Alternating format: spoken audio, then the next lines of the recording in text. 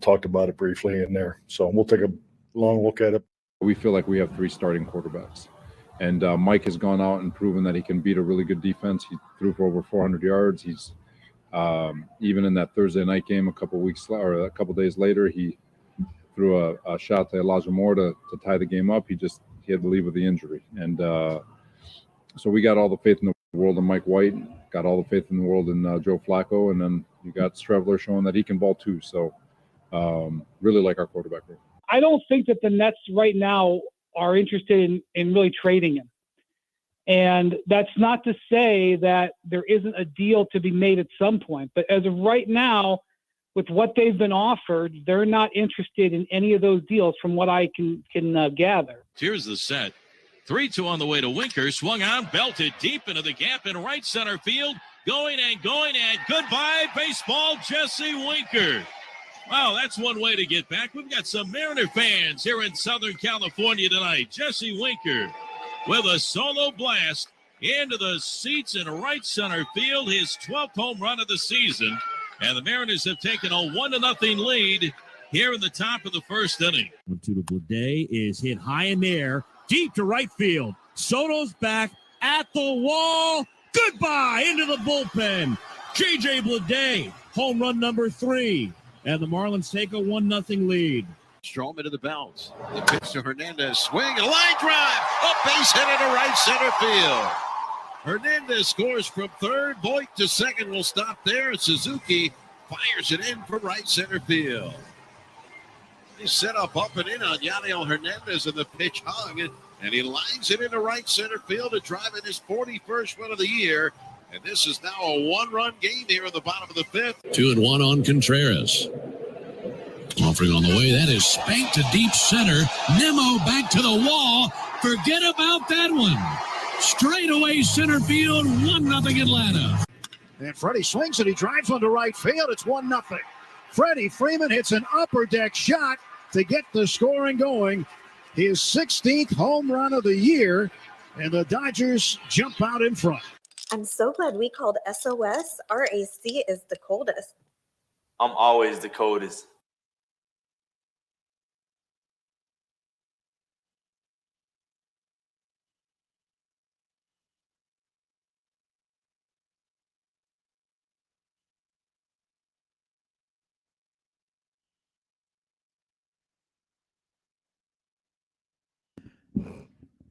Good morning.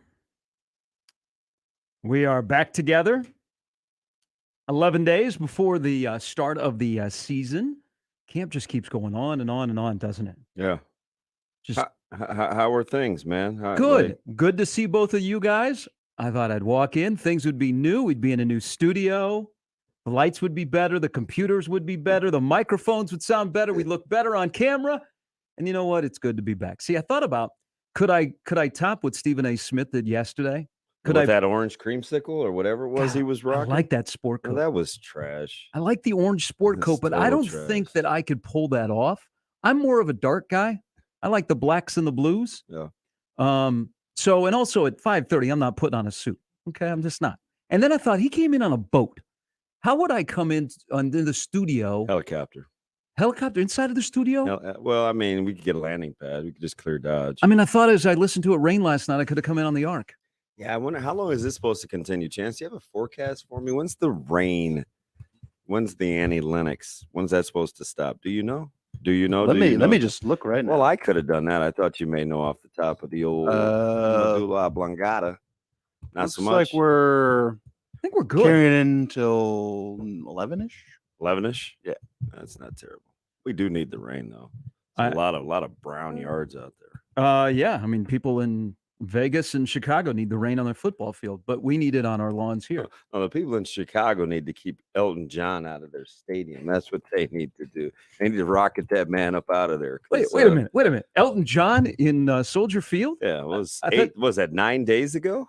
I thought that was Patrick Mahomes that was there just recently. Hey, it's funny you bring them up right off the bat. I said yesterday during the crossover, or maybe it was late in the show, what they seem to blend, but I kind of feel like that's a team that isn't getting enough run. Like, it's almost scary how a good team that is continuing playing in AFC championships and eventually Super Bowls is kind of overlooked. I would tell the league to be careful. A little bit. They appear to. I think that's going to be a good football team. They got a tough division, tough schedule. Yeah, they got some things to fix, but they have replenished some of their talent, I think. Yeah, they're in a good spot. I think they're going to be all right. All right, welcome in, everybody. We're back together. The whole gang has reassembled, Damon, Gary, and Chance. 11 days away from the start of the season. You heard there at the tail end of our open. So name, image, likeness. It's kind of gotten taken through the ringer for 13 months. There has been some good. There's been some bad. There's been some ugly. There have been some third-party companies that have made a lot of money. You see ABM, what they made in the first year? And they made a lot of money. But there are some like really, really good stories on how this is all supposed to work. And DeColdis Crawford, the SOS commercial was released yesterday, and it's fantastic. It's nice and simple. He's got that thick Louisiana accent, and he performs well. It's a creative because of the last name and the company that he is with. Now that is supposed to be, that's how it's supposed to work. And he's going to get a ton of recognition. Like then he's already got, I mean, when you're named the coldest, usually you're going to get a lot of attention.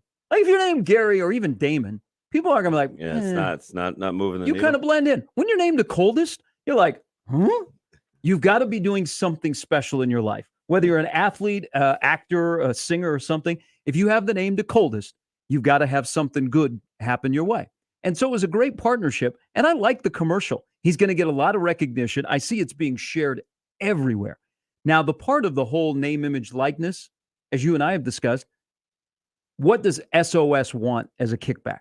Like when people watched it, did they just watch it for the cameos of DeColdis Crawford?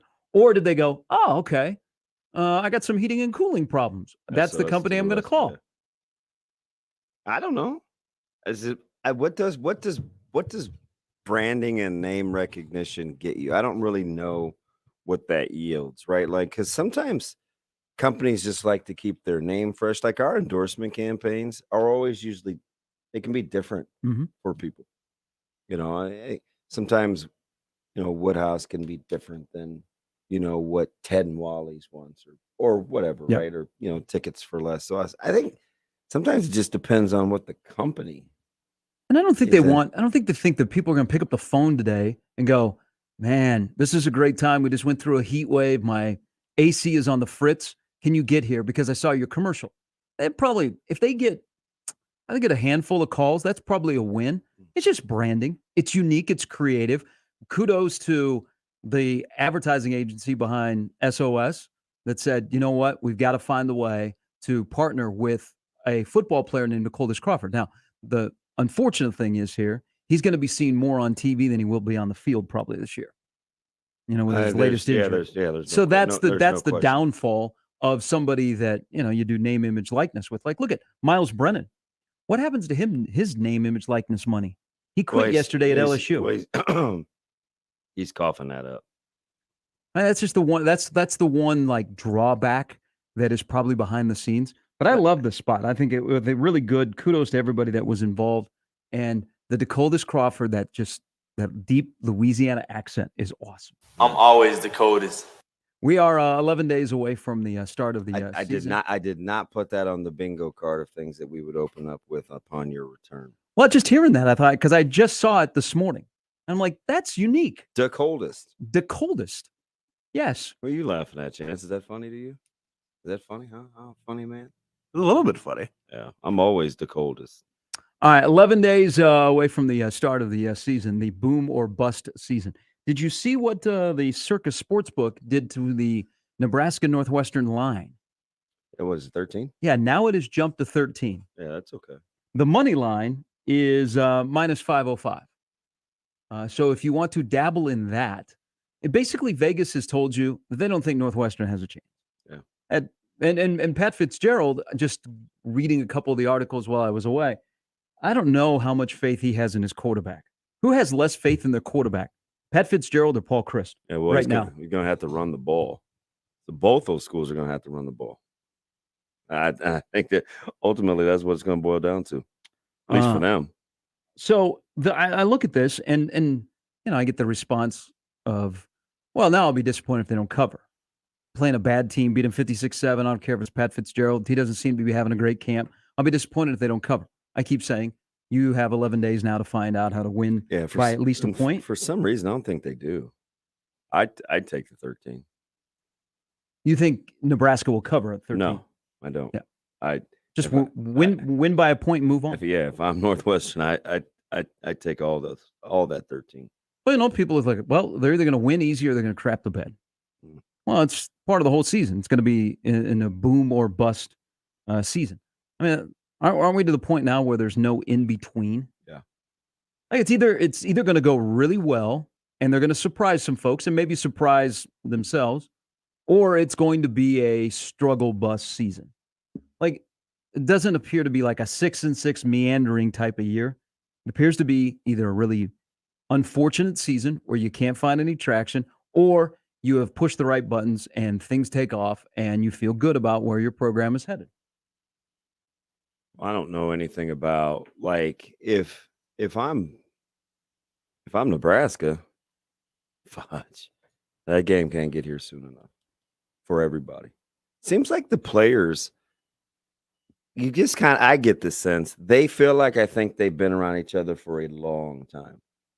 Right. Guys got away sporadically over the summer, but you started camp early. It seems like spring ball just got over. Mm-hmm. I think they're ready to pretty much play a football game. I think they know kind of what they want to do with their starting four in the secondary now. Still don't have a ton of depth back there. The linebacking core is solid. And that D-line is going to be a work in progress, I think, in terms of establishing some depth. That is a major pause for concern for me. And then the rest, how are they going to play on offense, right? Some of this stuff they won't know, and it's not going to get solved in the next 11 days. You're almost to the point right now where you're trying to fine-tune what's happening. You may have a wrinkle or two. You want a couple of more days to look at it, but you're once you get inside that 10-day window, I think you pretty much know how you want. And isn't today they start, because they're back at practice today, they start, this is the official Northwestern prep. Yeah. So that's what this is about. Any good nuggets out of the scrimmage? I have not seen anything on Sunday. Depth chart solidified, no major injuries, knock on wood. I think a little bit of the surprise. I don't know. No, I wouldn't call it a surprise, but that was funny how they let Profar have it. I should let Tatis have it. No, I think, they held Gabe out, but I do think he's going to be in that top 3 rotation. He's probably past Yant. Mm-hmm. So you're going with Ramir, Gabe, and Grant. I still think you'll see 4 backs for sure. So that's kind of a work in progress. That was my mark it down Monday, 4 backs first half. Wow, wide receiver though is interesting. Just haven't quite settled in. Although Washington, I think for some people is better than they thought. Is he? I think because I remember the early consternation on him when he was thinking about coming in for his visit was the question that was asked for 4, 5, 6 days was, is he better than what we have? Mm-hmm. Like literally. Mm-hmm. And and you're looking at your top 4 or 5 guys, and but I think kind of got off to a little bit of a slow start with housing and some other things. Yeah. And I think he's been better than. Is he the number 2 wide receiver? Yeah, I would say so. That's quite an accomplishment. So, and then the next thing will be in that if they're in 11 personnel and they go 3 wide, it will be some combination of Martin and Manning, at least right now. So Kevin Williams has played along the offensive line. He may have to play his way he may practice his way into having time. Mm-hmm. You know what's interesting about him, I'm totally speculating here. It seems as though, because I remember something Sybil said about 3 months ago, and I brought up Kevin Williams Jr., and he kind of poo-pooed it a little. And I thought about it for a second because we weren't necessarily on the same page there. And sometimes we always aren't, especially if it comes to real football. Like I'll try to go by what I see and he'll go by what somebody told him. Right? Yeah.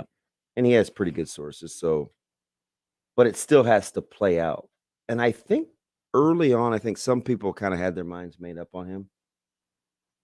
He's one of those guys that if he puts his mind to it, has the ability to make you uncomfortable that you're not playing him. He'll show you, you'll watch him. You're like, man, can he really play? He's pretty good. Man, can he play? I mean, so you got to take a look at him. Can he really help you at tackle? Is Ben Hart a guy that you think can hold him off? Is he gonna go back inside the playing guard? Like You just threw a little wrinkle in there. did I? Yeah. What I said? Mentioning as a tackle.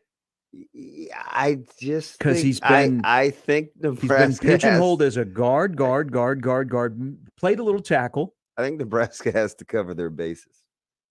See, now that's really do. that's uncomfortable. Yeah, well, But you did it to yourself. you got to be able to run the ball. That's my thing. I think they're clearly a better run blocking team right now than they are pass pro, and so they're going to have to kind of sift through that. But your Coach Frost talk on Saturday, a lot of that offense is it's going to be off a run action, taking some shot plays, and then you're going to probably try to utilize a lot of quick game, and see if guys can run after the catch. So I mean, In Mark Whipple, we trust. you're gonna have to. He's going to have to be very creative. I think you got I think you have to trust Coach Whipple right out of the gates, because they sound like a team that's built for running the football, at least right now. I think Purdy has made some pleasant strides. Was a little shaky early. Well, you may have. I mean, some people feel comfortable about Nebraska's quarterback room, top to bottom, than they felt in a while. That you may have Top your to bottom, current, yeah. your current and your future, already taken care of. Potentially so. I mean, you got a guy that you like coming on campus next year too. So yeah, I think they feel okay. I mean, if you look in the mirror at the end of the day and say we can win with both of our quarterbacks, QB1 and QB2, you're in a good spot. And if you feel that way, if a guy goes down, next guy steps up, and you don't have to worry about or adjust. I think another thing is adjust your playbook, where you look exactly the same. It's just a different guy taking snaps. I think the national sentiment or kind of the feel is there's positive energy. I think the pendulum is swinging towards positivity on Nebraska. They're at least interesting, right? I think they have people's attention. Most interesting team in college football. Now, I don't agree with that, but I do think that they, it's like, wow. Because I think people get the sense if this is a good season and it looks good, they can build because you put some pieces in place to give you some longevity. And you're relatively young.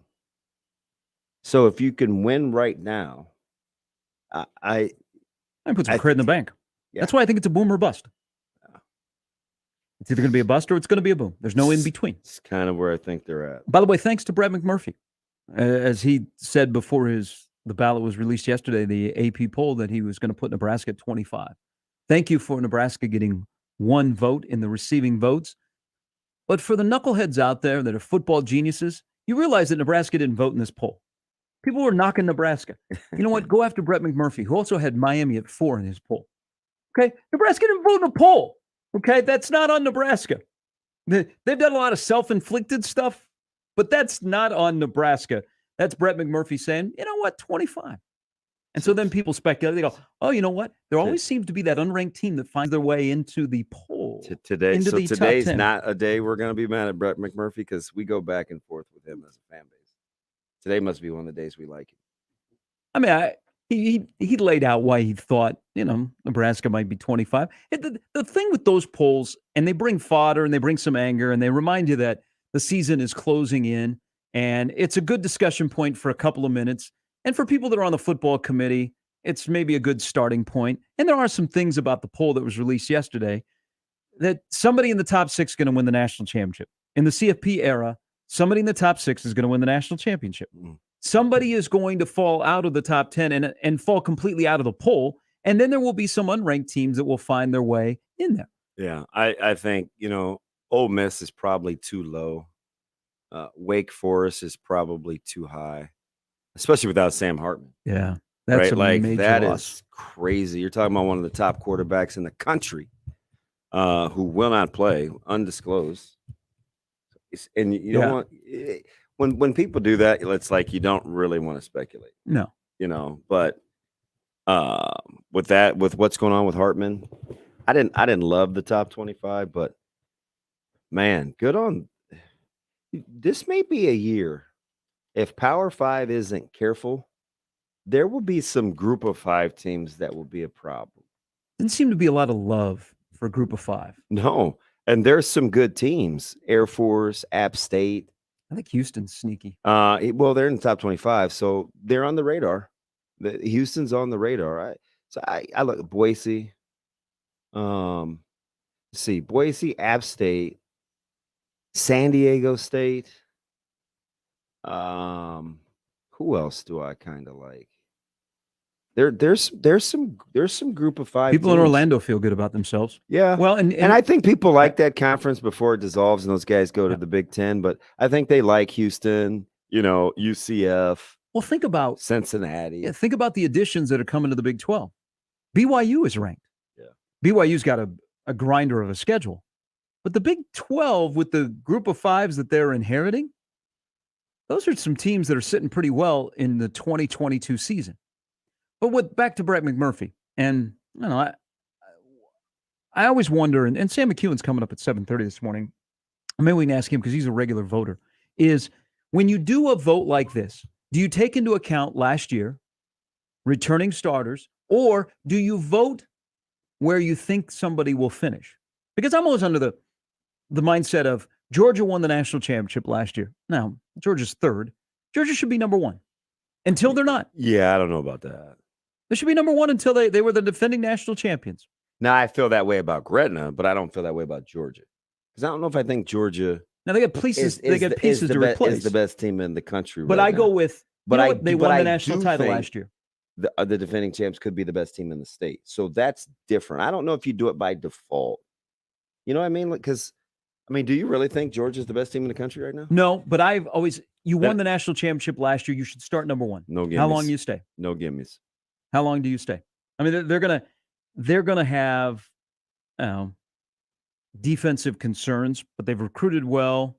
They're not going to be the juggernaut defensive team they were last year. Here's the thing that I look at the initial top 4 or 5, and everybody agrees on the top 5: Alabama, Ohio State, Georgia, Clemson, and Notre Dame. In terms of putting the two polls together, do you have more faith in college football this year? Notre Dame seems awful high. For right now, I do. I think they're too high right now. Man, especially as a monster double-digit dog. Like, it just seems weird that they're in. Now Vegas isn't the end-all be-all, so hear my heart. But you're going to have a top 5 matchup out of the gates, and it's double digits ATS. Yeah, I agree. I think 5, they're too high, too early. I could see later in the year, but right now, too early. So do you have more faith if you're in college football? Maybe Ohio State's not going to be able to get as many stops as we think, because they do have some work to replace on that back. They're a year older, but we'll see if that makes them a year better. That's my national championship pick, please. I could see it. How are they not going to score? Huh? They got lots of options. Man. They got C.J. Stroud being mentioned as could be the greatest quarterback at Ohio State. Hello.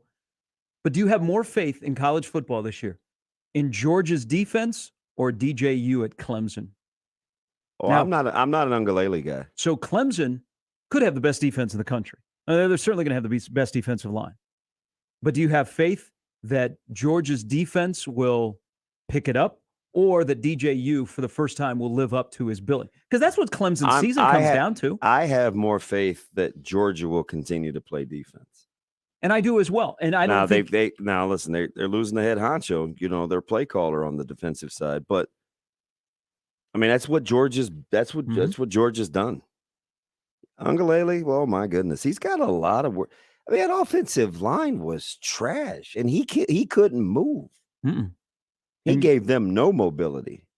So, I mean, maybe along that defensive line. Again, yeah, one of the best units in the country, but man, they're going to have to score. They're going to have to find a way to score a little bit because while Miami is high, in my opinion, for Brett McMurphy, I do like Miami. I've said that for a couple months. I do like what Miami's doing, and I especially like them at the quarterback spot. They should be able to score, and they'll be much better up front along the offensive line with Cristobal there. They just will. They're going to be physical. He made Oregon physical. I also think they will be better organized. Yeah. Manny Diaz to Al Golden. It was a crapshoot on Saturdays on what was going on the sidelines. I mean, he went out and spent some money on assistants. He got Kevin Steele running his defense. I know. I mean, what a great hire if you're in a situation like Cristobal to go to Miami and you need a veteran guy that can stabilize your defense. And who knows how long Kevin Steele will be at Miami because he's living out of a suitcase basically. It seems like the tail end of his career. But he gives you some stabilization. And then you went out and you hired Josh Gaddis. So back to Brett McMurphy, and he votes. Who was a great hire. And they finally had money. They had money at Miami to spend on assistants that could live in Coral Gables. I mean, that don't have to live 45 minutes away and commute back and forth. They're paying assistants the kind of money that you can live right near the campus. Will Nebraska be ranked at any point this season? Well, they got a really good shot at it. Sometime in October. Yeah, I mean, I mean, if they don't, I put it to you like this. Yeah, I'll say this out loud. If they don't, I think it would be again another pause for concern. I would tell you everything you need to know. Yeah, you can't make it into the top 25 at some point during the season. I mean, because let's say if you're an optimist. But you're not over the top. You've penciled yourself in at 5-2. Let's say you're an optimist, but you're not over the top. Okay. You could see 5-2. You may concede Oklahoma, which a lot of people won't, and maybe you stub your toe in a Big Ten game on the road. 5-2?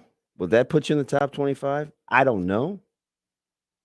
But you should be right there. Now, let's say you're a little closer to the I'm all in, but not quite chugging the Kool-Aid. You're for sure thinking 6-1. And if you're at 6-1, you're in the top 25. Yes. You could be in the top 25 if you start 4-0. I mean, that's a guarantee. Yeah. You start 4-0, you're in the top 25. So because you will have knocked off a top 10 team probably. It sets up to be that way. And if you're not, there's eyebrows or two. Or if you're, Anthony Davis, 1 comes up. Thing to chew on. 1 Power 5 August or September victory in 4 years. 1. That's another one of those numbers that makes you go, huh? How? All right, coming up at about an hour, Sam McEwen of the World Herald will join us. Also, Brian Christopherson from Husker 24/7. This might be the last time we talk to those two guys because they go to Ireland later this week or early next week. Are you guys going? So I don't know. They're going to have to adjust their phones. They're going to have to get it on the international plan. We'll have to deal with the time difference. I mean, they'll be back eventually. Well, yeah. Talk to them before the season starts. I should have said. Gotcha. Thank you for the clarification. Say, is the IRA going to get them? The lineup brought to you by the Rooferys at John Higgins Weather Guard. There's Damon. I'm Gary Chance here as well. Sharp betting in the morning at 1620 The Zone. The Connor Happer Show. I am sick of the YouTube and TikTok people doing pranks on everybody. I really am. You see them pop up on YouTube all the time and they start asking people stuff or they prank people and they're like, no, it's just a joke. Or they're like throw something over their heads or something like that. You might think that's funny. That's not funny. Get off my lawn. The Connor Happer Show. Weekdays from 10 to 2 on 1620 The Zone. Your Omaha area forecast from the Godfather's Pizza Weather Center and KETV News Watch 7 on 1620 The Zone. Another wet start Tuesday with scattered showers sticking around mainly before 10 a.m. We'll dry out, though, staying cloudy and cool the rest of Tuesday with highs in the mid-70s. I'm meteorologist Sean Everson from KETV News Watch 7. 1620, The Zone. Traffic. From the Burden AC Heating, Plumbing, and More Time-Saving Traffic Center. We have no accidents to report at this time, but you can expect just a little bit of slowdown near 120th and L. And then on Center, be prepared for some minor delays from 186 to 175th. And other than that, it looks like your commute this morning should be pretty smooth, even if you're running a bit late. As always, remember to stay safe and wear your seatbelts. I'm Chris Scott. This time-saving traffic is brought to you by Saul's Jewelry and Loan. Hey everyone, it's John with Saul's. Great jewelry is always in fashion, and we have it all at Saul's. From diamond bracelets to rings to earrings and those one-of-a-kind gold pieces that you can't find anywhere else, and so much more. Smart shoppers start here at Saul's. Many people go back to the dealership out of habit or because they think the dealer is the only one who knows how to fix their car. At Omaha Car Care, we offer a better option. We have ASE certified technicians, the technology to service any vehicle, and free loaner cars. The dealer will sell you a package of services. We'll provide the service you want for your car as your trusted partner. I'm Rick Betker, owner of Omaha Car Care, and we'll be along for the ride. Hi guys, it's Andrew with Brookside Medical Clinic. Is erectile dysfunction damaging your relationship? Are you sick of the pill and all the side effects? Well, welcome to the future. We have a major medical breakthrough. Brookside Medical Clinic uses the most advanced form of wave therapy. Backed by 60 clinical studies, our technology uses pressure waves to repair and open up blood vessels. We've helped countless men get rid of their ED. But what is the true end result? Their relationship, even their lives, improve drastically. If you're ready to regain your love life, call us right now, and not only will the assessment and ultrasound be free, we'll also give you a gift that produces immediate results in the bedroom. It almost never fails. This is worth $550, and it's free to callers right now. 402-671-7777. That's 402-671-7777. Put a stop to your erectile dysfunction and experience what I call the happiness ripple effect. Call Brookside Medical Clinic now. 402-671-7777. Don't miss this week's Zone Deal.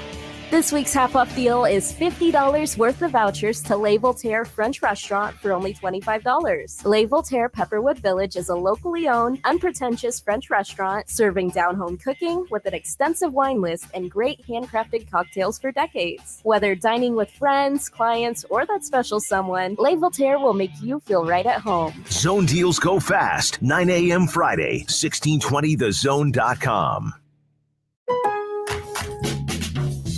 Need an appliance? Shop the new appliance truckload event at Lowe's, going on now. From refrigerators and ranges to dishwashers and laundry pairs, we have a large selection of appliances from the brands you trust. Plus, get store-wide savings by shopping other in-stock categories. Go to your local Lowe's store or visit Lowes.com to shop the appliance truckload event and find what you need now. While supplies last, valid through 8/17. After 24 years, Horseman's Park will close for major renovations on Sunday, September 18th. The original simulcast facility will be changed forever, so don't miss this final opportunity to watch and wager on over 700 TVs with weekly food and drink specials, door prizes, and so much more. Time is running out to be a part of Nebraska's horse racing history. Now through September 18th, open 7 days a week. Horseman's Park, Omaha's best bet. When it comes to cement fiber siding, you want durability, hail and chip resistance, and beauty. You want James Hardy cement fiber siding. Carp's Complete Home Exteriors is an elite preferred James Hardy contractor. Call Carp's today or visit carpsomaha.com. If you're passionate about coffee, you should consider a career at Host Coffee as a valued service technician to install, repair, and rebuild state-of-the-art commercial coffee, iced tea, espresso, juice, cappuccino machines, and water coolers. Apply today and join our team at hostcoffee.net/careers. Sharp and Benning in the morning on 1620 The Zone, 1620thezone.com, and the 1620 The Zone app.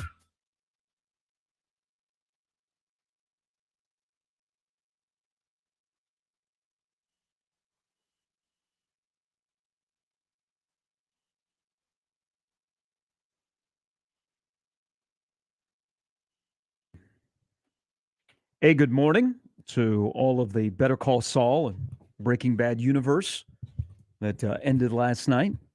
I will not give any spoilers, but I think that Better Call Saul stuck the landing, which is important when you are closing a series like that. And a long-form storytelling of those two shows and a spinoff being really good.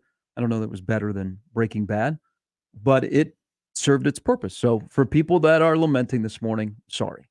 All of our shows come to an end. But I think the ending was really good. Yeah, apparently people really, really, really like that show. Yes. Well, it started with Breaking Bad, and then you transition because of the great Bob Odenkirk into Better Call Saul. Mm. And yeah, any spinoff is tough. Usually spinoffs get knocked. You're not gonna beat the previous one. You just hope to be like right there in the ballpark.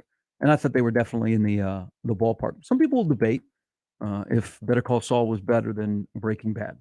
I guess you could say that. I guess middays and afternoon, they do breakdowns. We will break it down in about a year after we both have watched all of these episodes. That'll be safe. All right, welcome back in Sharp Betting in the Morning on 1620 The Zone. Damon, Gary, and Chance. Also yesterday, good Nebraska Husker news. And if your attention to volleyball in the state was not already ramped up with the Final Four being here in December, Nebraska is preseason number 1. Creighton is preseason number 18. They are hurt by being in the Big East, in my opinion, but Creighton will beat either Nebraska, Kentucky, or USC. They will beat one. They normally do.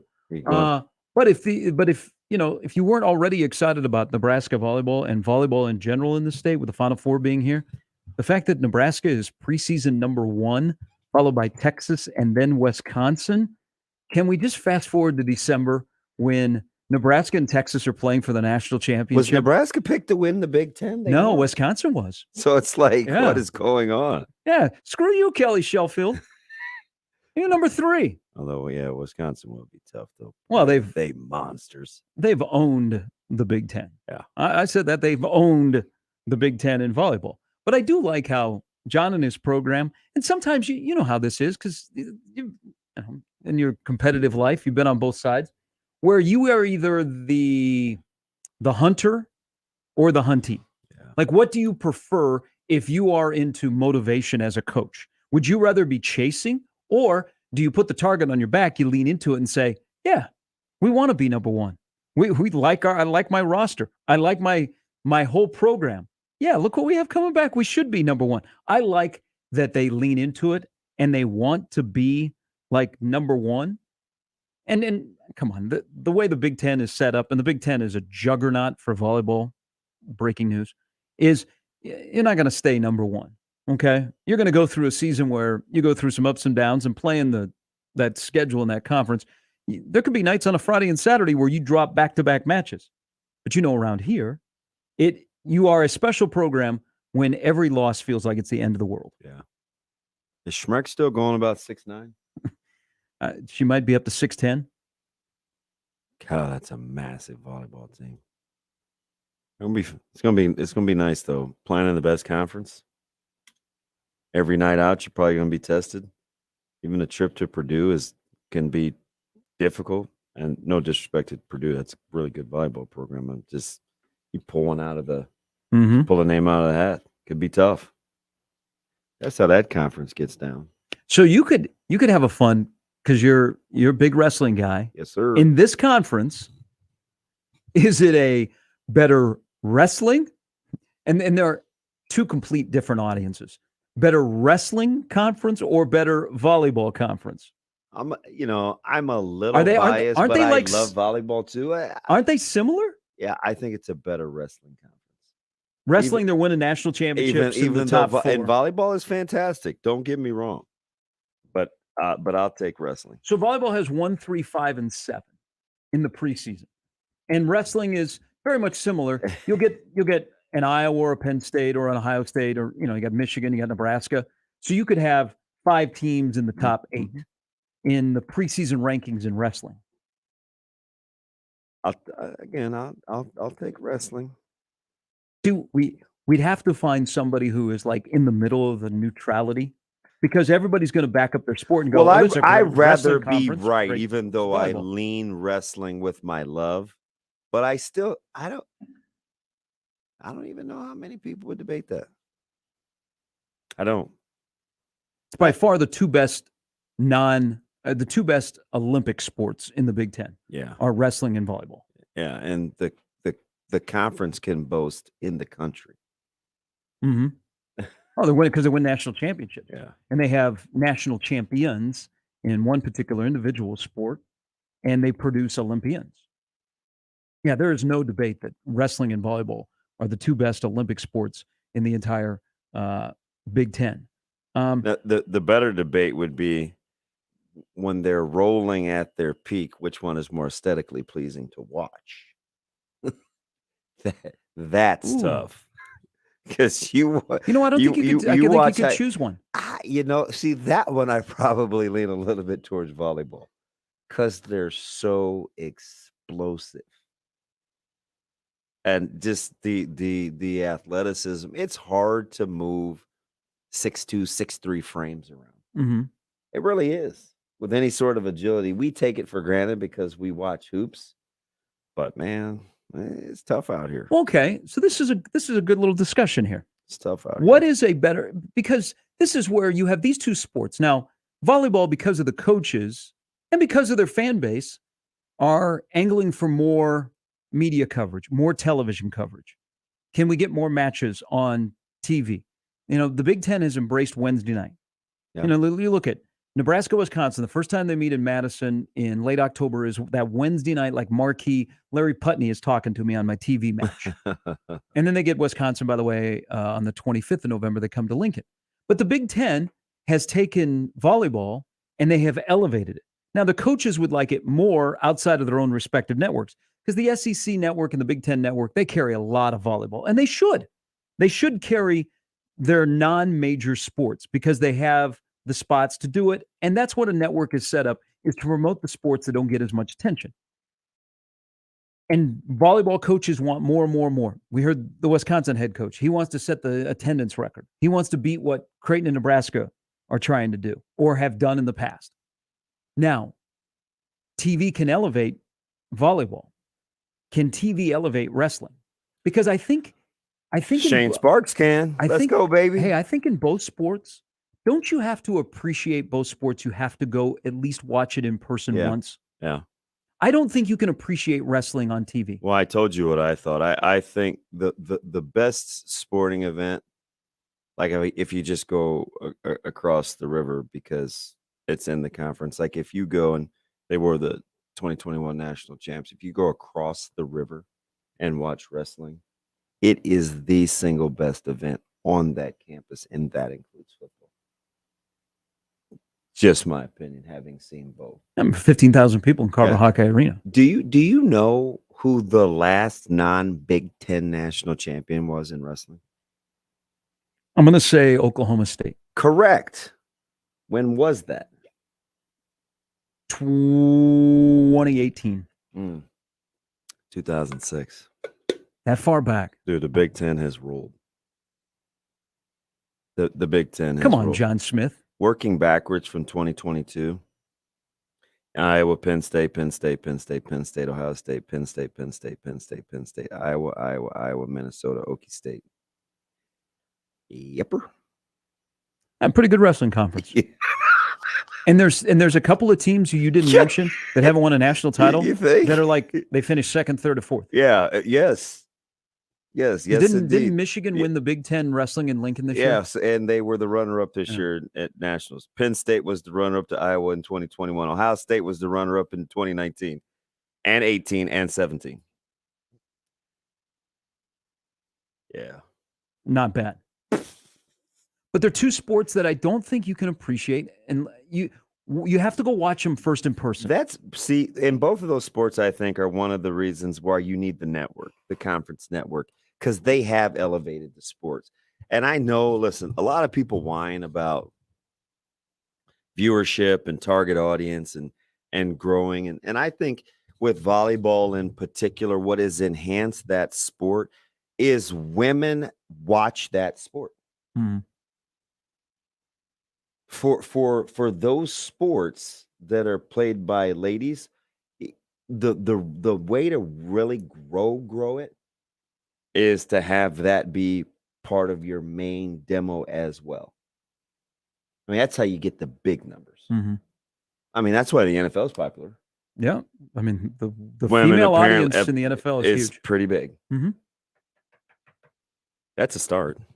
All right, 6:55. Coming up in the next hour, Sam McEwen. One thing that came out of yesterday with Nebraska volleyball being preseason number 1, and we're closing in on the athletic season for professional and college and high school, is do we talk enough about winning? Why don't we talk enough about winning? What? Why don't we talk enough about winning? Seems like people like to shy away from using the word winning. Yeah. Isn't that the goal? We'll discuss as we roll till 10. Brian Christopherson will stop by as well on this Tuesday edition. Rainy Sharp and Betting. Tuesday. Yes, Sharp and Betting in the morning, 1620 The Zone. You could win $5,000 to have the ultimate tailgate party on 1620 The Zone. Enter now at 1620thezone.com. Buy your next vehicle your way from anywhere with Woodhouse. Start your journey online at woodhouse.com. Easily shop all new and pre-owned inventory, explore payment options, and apply for financing. Ready to purchase? Schedule your new vehicle for pickup from the dealership or have it delivered to your driveway. Need a little extra help in determining your perfect vehicle? Our knowledgeable and local dealerships can guide you to the vehicle that best matches your needs. Experience car buying your way with Woodhouse, a trusted auto partner since 1975. Watching a ball game at Oscar's Pizza and Sports Grill is just, well, pretty awesome, actually. And it doesn't matter if you prefer the college dink or the big league crack of the bat, there's nothing better than watching a game with a cold, frosty one, Oscar's Pizza, or award-winning char-buffed wings with Oscar's Thai chili bourbon wing sauce. And with daily lunch and dinner specials, it's really a no-brainer. So get ready to watch your favorite team play ball at Oscar's Pizza and Sports Grill, 173rd and West Center Road, and takeout at 162nd and Maple. You want to go to a professional sporting event, you want to go to a college sporting event, you want to go to a play, you want to go to a concert, go where I go, ticketsforless.com. When I'm looking to find the best seats to the show or the big game, I go to ticketsforless.com. Formerly Ticket Express, same great customer service, and most importantly with ticketsforless.com, no outrageous ticket fees when you get ready to check out. The ticket price you see is always the price you pay. Unlike the other guys, they don't tack on a per-ticket service fee at checkout. It's ticketsforless.com. Get yourself in the game today. Did you get the Clement Horizon clean last night? I don't want another barnacle incident. Where's Ivan? Kiki's head of docking operations just jumped ship. What do you mean he's sailing around the world? She needs a new marina manager to help keep her head above water. Yeah, the tide's perfect, but we are slammed. Indeed can help her hire great people fast. I need Indeed. Indeed you do. You can schedule and conduct virtual interviews all from your employer dashboard. Visit Indeed.com/credit and get $75 towards your first sponsored job. Terms and conditions apply. I always wanted to learn Spanish, but I never thought I'd have the time. Then I discovered Babbel. Babbel's lessons are fun. They only take like 10 or 15 minutes, and in 3 weeks, presto, you're speaking another language. Like magic. I love that Babbel's lessons aren't just robots talking. They're voiced by native speakers, so you get the pronunciation just right. And they're designed by real language teachers, so you learn how to have real-world conversations, things you'll actually use. 3 weeks. It's incredible. After 3 weeks, I'm on vacation in Paris, having a conversation in French. There's all kinds of ways to learn.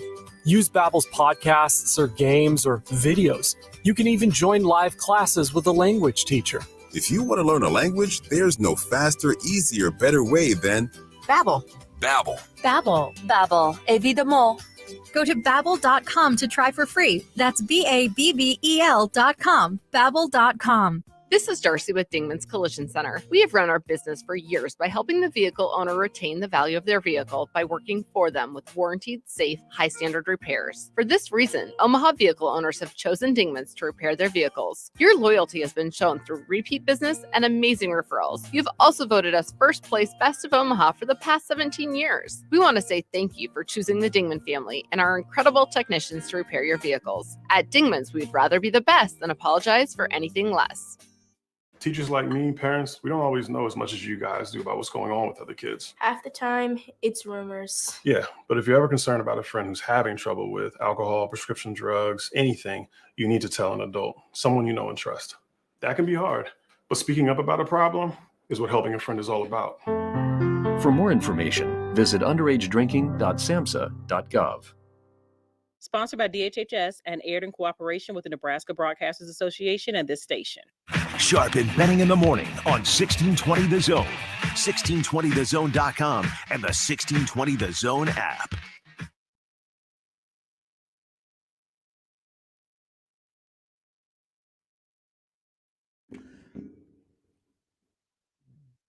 So like many others that go on vacation this time of the year, and they take their Phil Steele or their Pick Six magazine, and you sift through everything, and after a while, numbers are just floating in your cranium. I read Pick Six in Dallas, basically. Brett did a great job.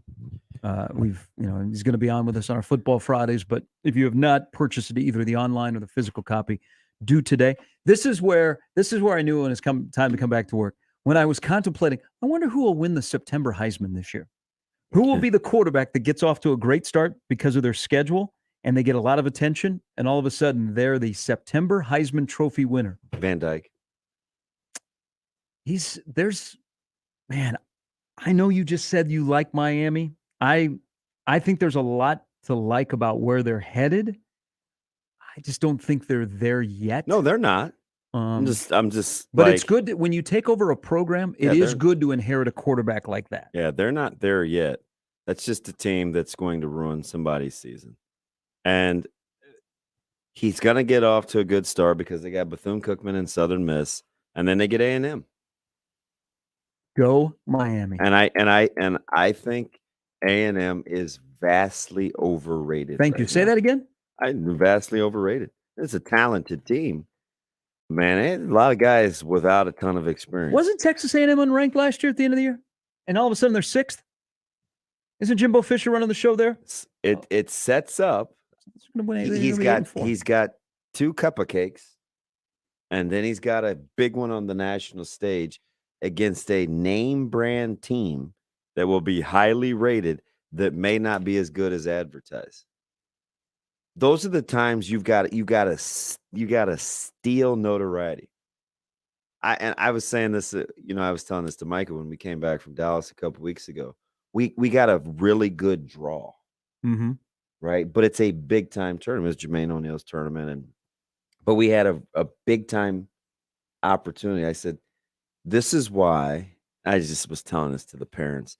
This is why you don't always buy into when you see posts on social media about what teams did nationally, because you always have to take the caliber of competition into account. They had a really good draw. They played 2 teams that weren't very good, ended up losing by a combined 11 points or whatever, should have won both games. And I said, the crazy thing about this is it would be a time to steal a little bit of momentum in pubs, saying, ooh, we did such and such in Dallas, knowing good and well internally, like those weren't very good teams. They weren't in the upper third of, I thought, teams that we played this year. And I think in a similar vein, I just use that to tell the story that you beat a team like A&M early, it's going to garner a ton of headlines. But I'm not sure A&M's that good yet. Thank you. Keep saying that again. You said A&M's not the good, right? Thank you. It's an awful lofty ranking. They were unranked, and now they're 6th. Who's playing quarterback and how well? I mean, you got to answer that, don't you? Yeah, they're 8-4. That's who A&M is. But they're in the top 6, and one of the top 6 will win a national championship. What? Now that I think is true. My guy, because of the way the schedule is, and because of the brand of where he plays, Sean Clifford, if they win 2 road games. Uh-oh. Shop Woodhouse Place Hyundai and Nissan, 144th and Giles. KOZN, Bellevue, Omaha, Council Bluffs. 1620, The Zone. Traffic. From the Burton AC Heating, Plumbing, and More Time-Saving Traffic Center. We have no accidents to report at this time, but you can expect just a little bit of slowdown near 120th and L. And then on Center, be prepared for some minor delays from 186 to 175th. And other than that, it looks like your commute this morning should be pretty smooth, even if you're running a bit late. As always, remember to stay safe and wear your seatbelts. I'm Chris Scott. This time-saving traffic was brought to you by Burton AC Heating, Plumbing, and More. Hi, I'm Mark Evans, owner of Burton AC Heating, Plumbing, and More. Right now, we'll open your drain line for only $93 or it's free. Call for details or request service at justcallburton.com. Dan Thompson of Thompson & Thompson, third generation roofing, siding, gutters, and more, where they're celebrating 25 years of business. Thank you, Omaha, and all the communities around for putting your trust in us for 25 years. Integrity is what our customers like about us, and they know they can trust us to protect their home and make it look great. Call Thompson & Thompson third generation today and become one of the thousands of customers who are glad they did. Or click thompsonthird.com. Psst, come here. I got a secret weapon that'll make your family happy. Real happy. It's my new caramel toffee cookie combo. My big chocolate chip cookie covered with caramel and toffee bits. Add any medium specialty pizza, piled high with the best toppings, and loads of mozzarella on top. Plus any medium one-topping pizza. Caramel toffee cookie combo. Order now. Godfather's Pizza. Do it. Your neighborhood is more than blocks of buildings. It's the people who live there that make it special. At Union Bank and Trust, we're not just creating home loans, we're making neighbors. We're not just small business lenders, we're small business shoppers. We don't just live in your community, we help you build it. Because our people are your people. Visit ubt.com/neighbor to learn more. Union Bank and Trust, member FDIC.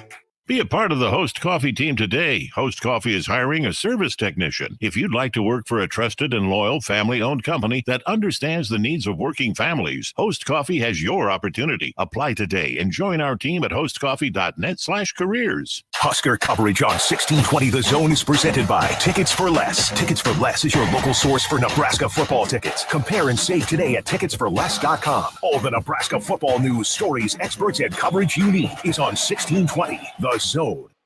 At Dingman's Collision Center, you voted them first place in Best in Omaha for the past 17 years. So they want to say thank you for choosing the Dingman family and their incredible technicians to repair your vehicles. At Dingman's, they'd rather be the best than apologize for anything less. Listen to 1620 The Zone anywhere, anytime. Online at 1620thezone.com and on the 1620 The Zone mobile app. You can hear all of your 6A to 6P favorites in the 1620 The Zone app, powered by Woodhouse Auto Family. Sharp and Benning in the morning on 1620 The Zone, 1620thezone.com, and the 1620 The Zone app. Here are Gary Sharp and Damon Benning. Improvement, steady improvement. I feel good right now that we could go into a game and operate in a way that we could win a game with more than one guy. So I might have more to say after scrimmage tomorrow.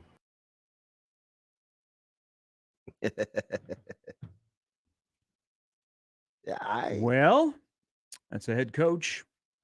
First blush, listening. I actually think that was affirmed. You say affirmed? Yeah. What he said. Because that was obviously pre-Sunday. Yeah. What is he, Saturday? Talk to the media? I actually think he was. I hear. Up to 13 now at Circa. If you're swimming up at the sports book today in Vegas, you're going to see it's 13. Seems like a lot. It does. Don't let me dissuade you. I don't like. I'm just talking. Well, how many people out there would be disappointed if they didn't cover? We've talked about this plenty. Are you serious?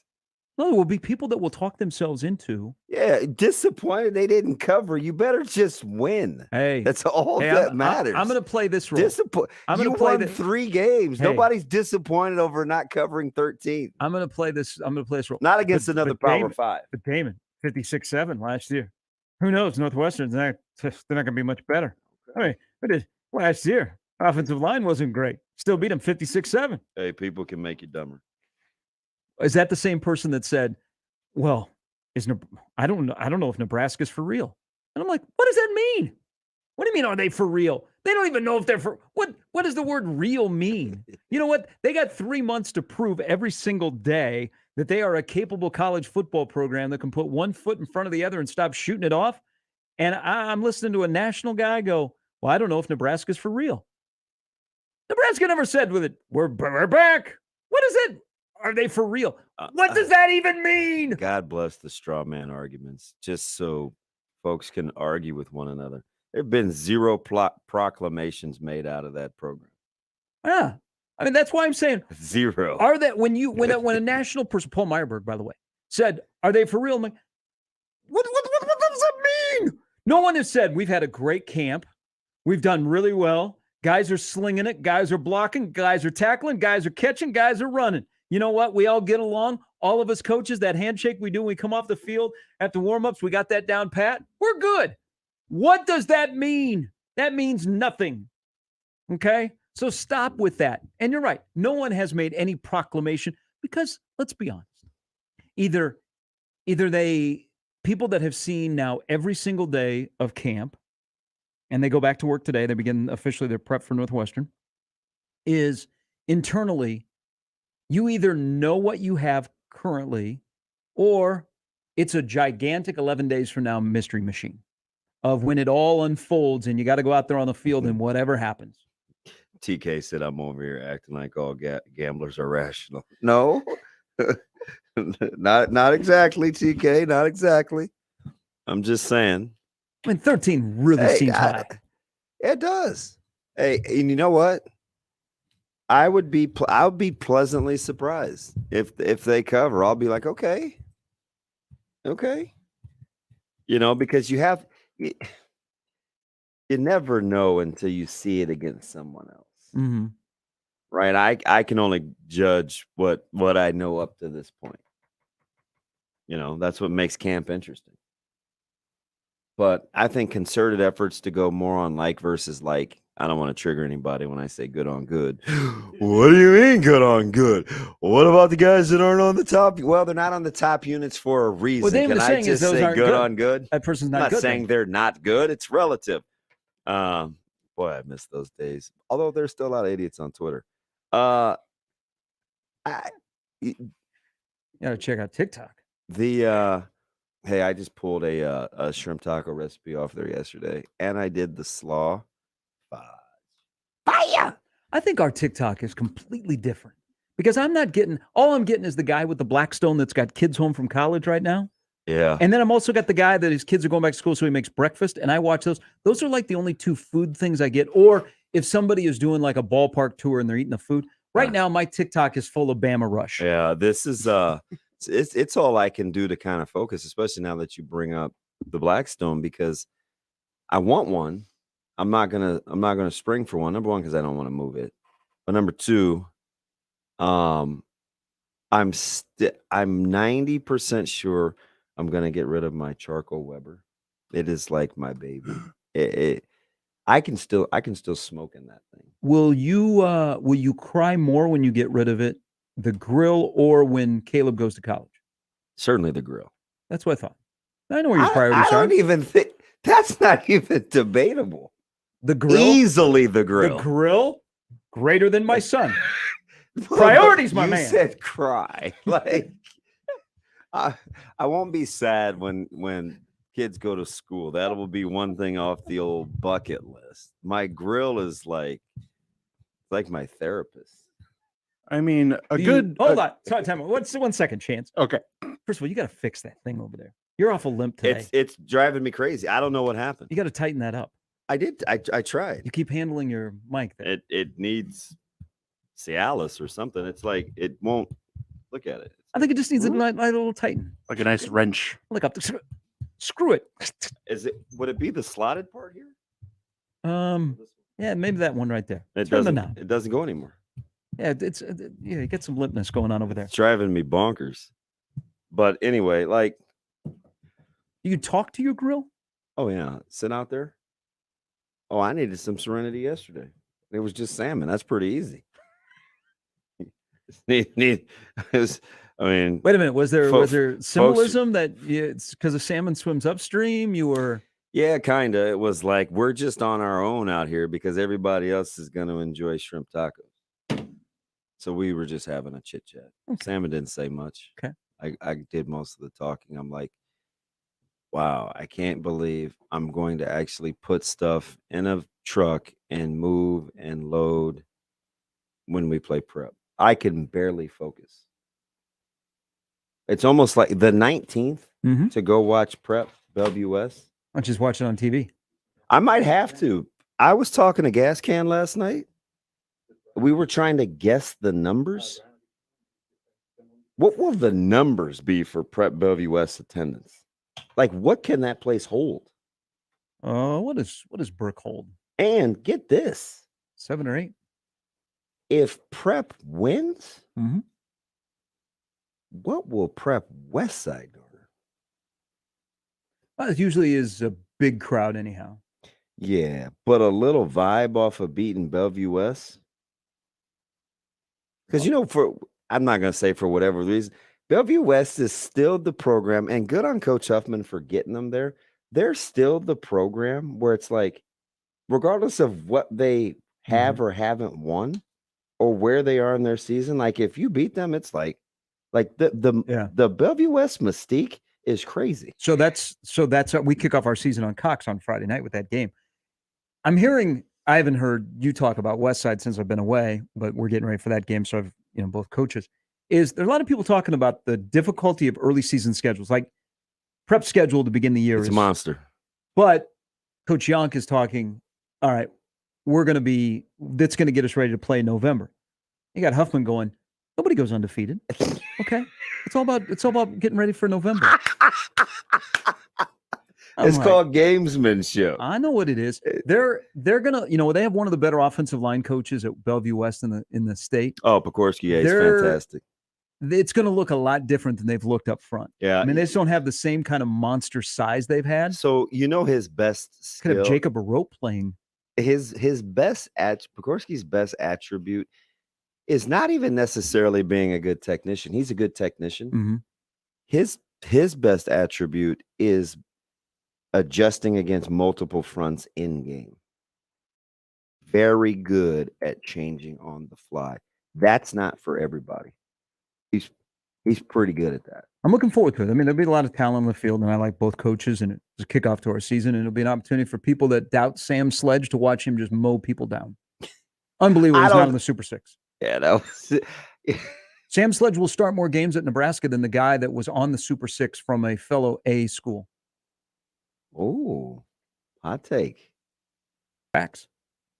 Because you don't want to. I was very surprised he was not on the Super Six. I was too. But the guy's played 4 years of football. Maybe we make too much of it. I don't know. Well, we'll ask the guy that did it. And when he tweeted it out, he said this was by far and away the toughest selection.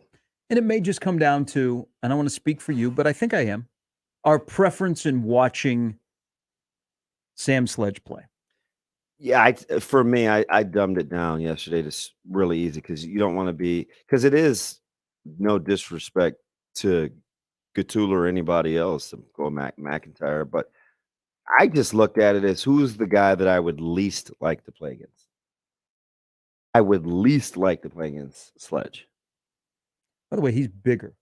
Dude, you ain't got to tell me. He looks like a offensive lineman. I told you what their center told me at Passing League. Did I tell you that story? Yeah, like, hey, he didn't skip a beat. My man said, man, I hope you got some big D linemen because there are a lot of guys that look like me. I said, oh. Wait, how rare? He was great, though. How rare? Metro Conference football. One guy was on the Super Six, another guy should be, is two guys that have played 4 years of varsity football, Zane Flores and Sam Sledge. Yeah. In the Metro Conference in Omaha, Nebraska. Sauter dropped this nugget yesterday because I brought him back just to talk high school because I didn't hear or get to talk to him on Friday, and all the drops came from the World Herald, and He goes, yeah, by the way, Sledge is going to be a backup punter. I'm like, holy smokes. Never seen a guy that big kick. That I would pay to see. I remember he started his career at tight end. Yeah, I know. And then he got And, bigger. yeah, we were he like, moved down the line. We were like, how is he playing tight end? Yeah. Like, yeah, it's gonna be. I'm pretty excited, man. It's I think it's unique. Papio South is also playing. Hey, so that's the That team. That's the team in A that has my eye. I teased it yesterday when I was talking to Sauter about dark horses. Mm-hmm. I like Papio South's roster. Now we'll see what how it unfolds because I haven't really looked at their schedule. I think it's manageable. I looked at it like kind of first blush, but Devin Jones is a stud. They got a lot of nice little sneaky pieces. Yeah, he's one of the better running backs in the Metro. Completely agree. But when he got hurt last year, it affected him mid-season. Yeah, he kind of hobbled his way through against us in the second one and didn't play a ton. They were pretty beat up at the end of the season, but starting preseason top 10. I like the week 0. I wonder how long that's okay. I think it's so you were away, and so we had Nate on Newhouse, and he said because of the addition of schools, you kind of almost have to do it. Yeah. So and they'd flirted with it for a while. So is this the second or third year we've done I think week it's the 0? second year. Hmm. But here's the thing, though. Do you want to be the team that plays? We've gone back and forth, and we kind of just rested in, hey, we got to play whatever. Mm-hmm. My gut says, and this is depending on whether you buy into the whole improvement from week 1 to week 2, I want the tape. Yeah. Give me the tape to look at versus having the game. And it's not like it's a easy lead in for either school. Heck no. I mean, they're going to have to, they're going to be able to hide stuff. No. All right. We'll get back to you talking to your grill. It was the salmon, really. It will be tough to part with the grill. So maybe your wife will, when you guys move into the new home, you'll have a Blackstone there waiting for you. She's not doing that for me. But our TikTok is completely different. You're getting recipes, and I'm getting sorority memes. Mr. Pick off of the Twitch stream says you got to like more food vids. It'll start changing your algorithm. He also mentions tell Damon not to get a Blackstone. It's a chore because everyone will request every meal off it. I just wonder how long would it take me to season that thing? Shoot, Jack Mitchell knocked out a meal in like 4 hours of putting it together. How long does it take to put together? About an hour? Yeah, I don't know. I gotta ask. Don't you have one of those fancy? You have an outdoor patio, and you just have it right there inside of a patio. You're not gonna have an outdoor patio, a deck? Yeah, backyard. It's good size. Fenced-in backyard. You have a patio. The one where it's missing one side of the fence. It is being installed on the 29th. When are we gonna get a hot tub? Never. Why? Creates bad habits. Think about the cool down. Nah. When you got athletes in the house, they come home, hop in the hot tub. We don't have any Turn on the athletes bubbles. in the house. Or when the adults are not home. What kind of athletes we got in the house? Here is Brian. Brian, welcome to Sharp Betting in the Morning, my man. Hey, what's going on, fellas? B, how's it going? Hey, it's going all right. I'm like, shoot, ears perked up when I heard Damon kind of like go like that biblical stories, when the greater one above us said, hey, sacrifice your son for a smoker. I appreciate that. Hey, listen, he met my Weber. That's what he meant. Yeah, you gonna get rid of the Weber, the charcoal? Hey, listen, the handle doesn't even screw in anymore. It's like, oh, okay. So you're not just leaving charcoal. You just retiring. Man, Like, it is the little thing underneath where you move the little lever and it gets the charcoal out, and it sifts out. That piece is broke. I stick it in a random hole and I kind of jiggle it and it falls. Like it has been through the war. you got to keep, I did that with my Weber. I kept it until I got the holes in the bottom of the barrel, and I was like, well, yeah, the ambers are coming out. I got to get rid of this. Hey, you can't do any better. That's a good dad right there. You're like, hey, get out of here. I got to make room for my cooking utensils. You go ahead and get you a bocce grill next, whatever. You'll be real good. I don't. It's safe to say I don't think I'll cry. Hey, I wouldn't either. That's more room for my grill. All you got to do. That's my piece. I understand you said it's therapeutic. When I went out there, put my pavilion up, 4th of July, had my smokers, my kids wanted to come around and talk to me. I said, hey, elsewhere, go. I don't know you right now. Don't tell nobody you know me in the neighborhood.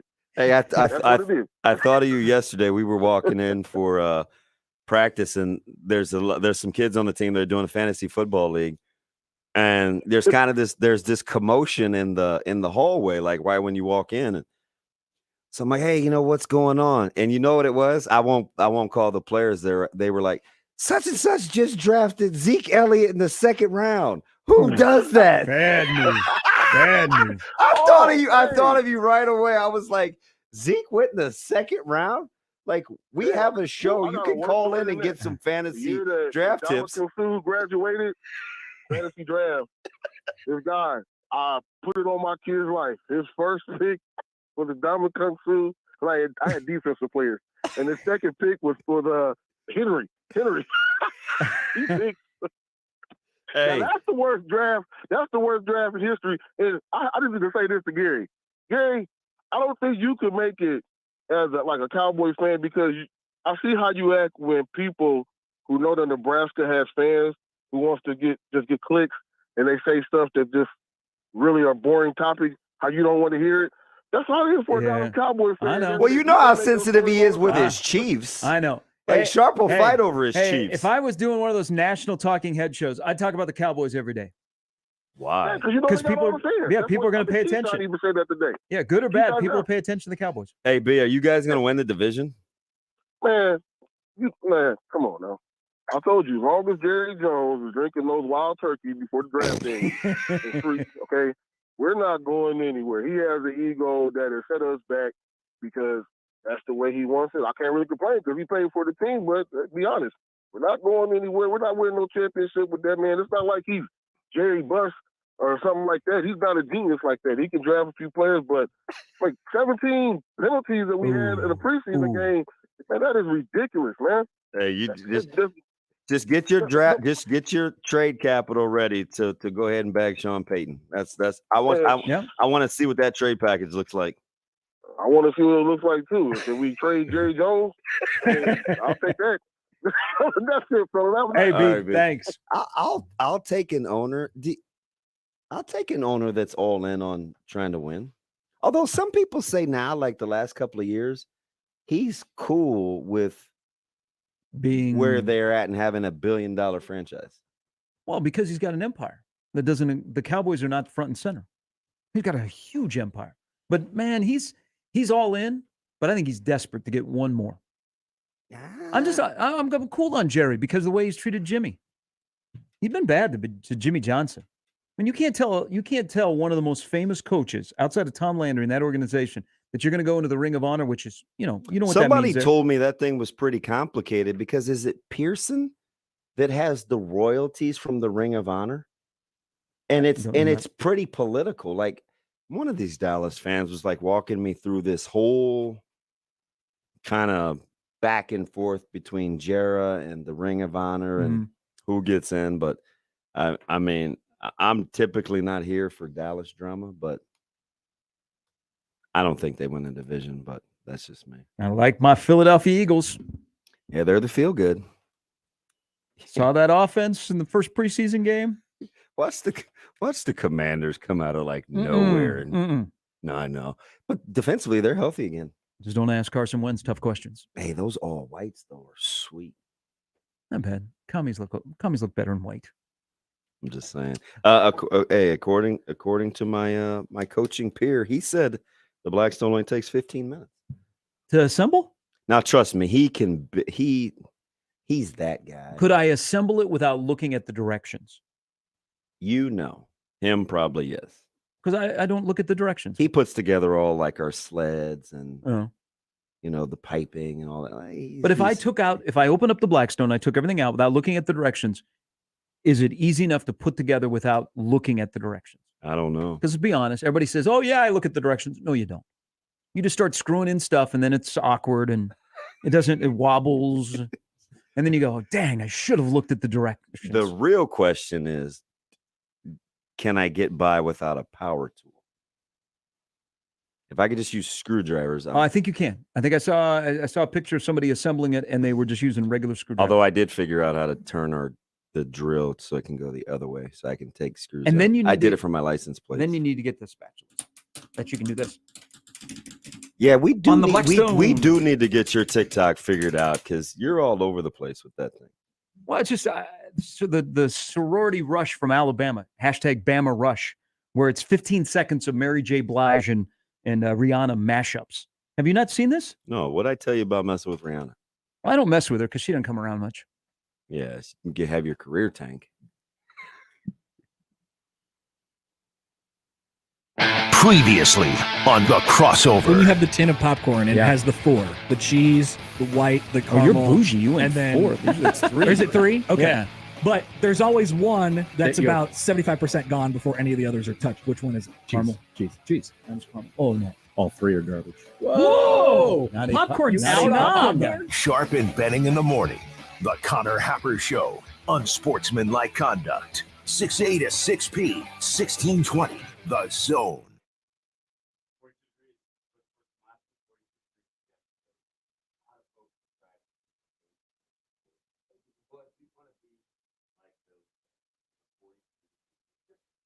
Why? Well, it's not just because it's clean or everybody's always friendly. In my opinion, it is the knowledge. There's a ton of products, different strength levels, what you can test for, what not, what the end results, absorption rate, things like that. That's really what makes them the go-to source. The training of those products that the staff receives is incredible.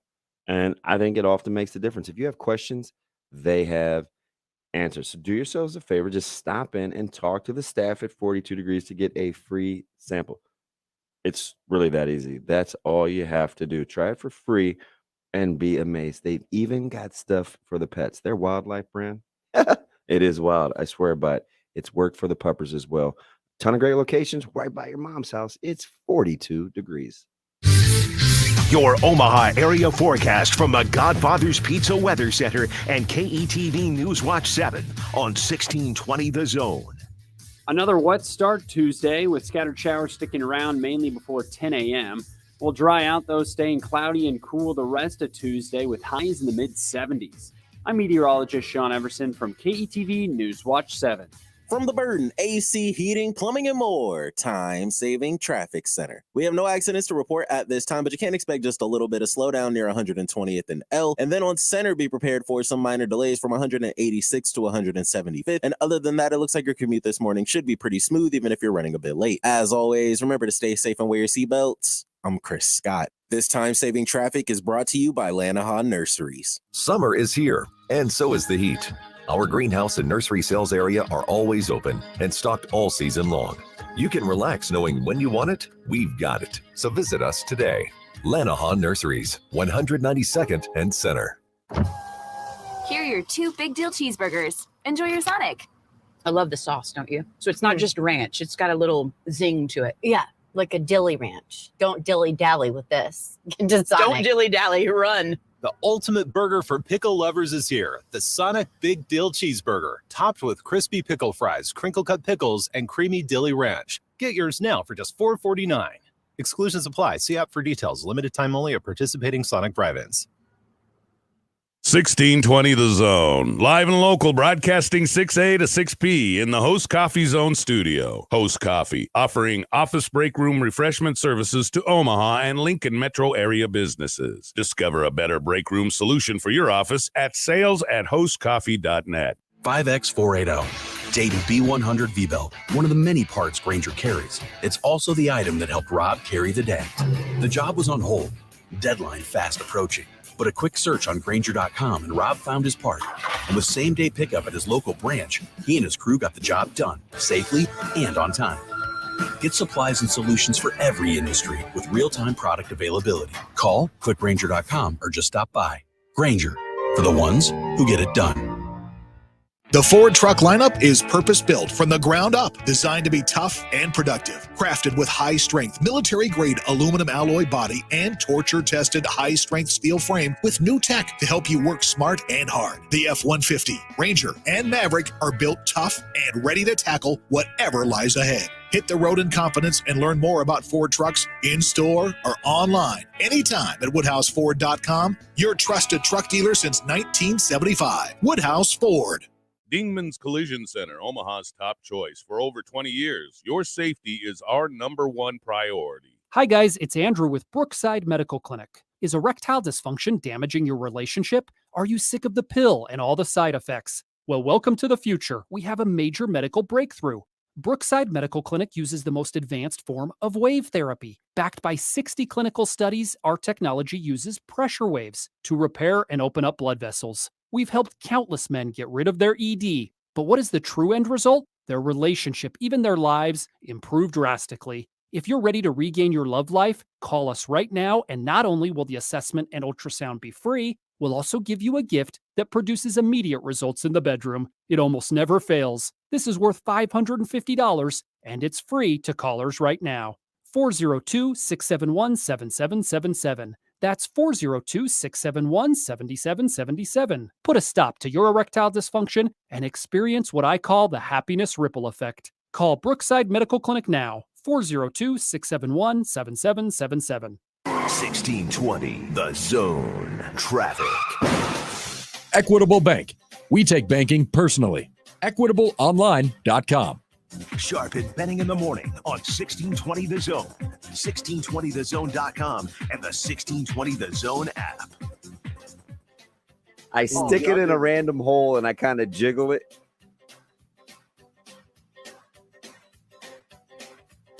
Talking about the lever for my Probably need some context there. charcoal sifter. I hear that, and whew. Yeah, that thing is totally on its last leg. You gonna push it out to the corner, see if somebody will drive by and pick it up? No, but I gonna leave it in the house when you move. I did put like 3 pair of inserted youth football pants on for sale. Yeah, those will be gone shortly. I didn't realize stuff like that. I didn't even know I still had them. Just put on, with the inserts. Yeah. Pretty sweet too. Okay. A lot of stuff. The dumping bin will be full. They said I could get up to 3,000 pounds. I'll get about $29.99. It's not going in the move. National Tell Us a Joke Day. Nebraska Ball Mike, tell us a joke before you give us your take. I'm not going to do that. Here's the thing. Cowboy fans need to quit talking because every team in the NFL every team in the league would take Parsons right now. Oh, Dallas? Yes. Yeah. Please quit talking. Did you see him returning punts the other day, Mike? You'll make the playoffs. Just how would you like to be Packer fan and be #1 every year and choke before you even get to the NFC Championship game? Give me a break. Wow. Okay. Okay. All right. We know pain right now, so give me a break. Second of all, let's make up for the last phone call I tried to make. Okay. Because I thought Stipple was retired and a whole bunch of other stuff. So let's just not talk about that. DB, you're on the ground. My guess is you've seen this team practice. Maybe. What do you got for me? What do you want to know? I mean, what? Like generally speaking, I think their best attribute is being able to run the football. And if I were them, I would run the rock. That's a surprise, given the amount of wide receiver hype that came in here. Yeah, so I was talking to Sharpie about that off air. We'll see what happens with consistency. I'll put it to you like that. The talent is there, just consistency. I know, at least up to this point, against themselves, I think they can run the football.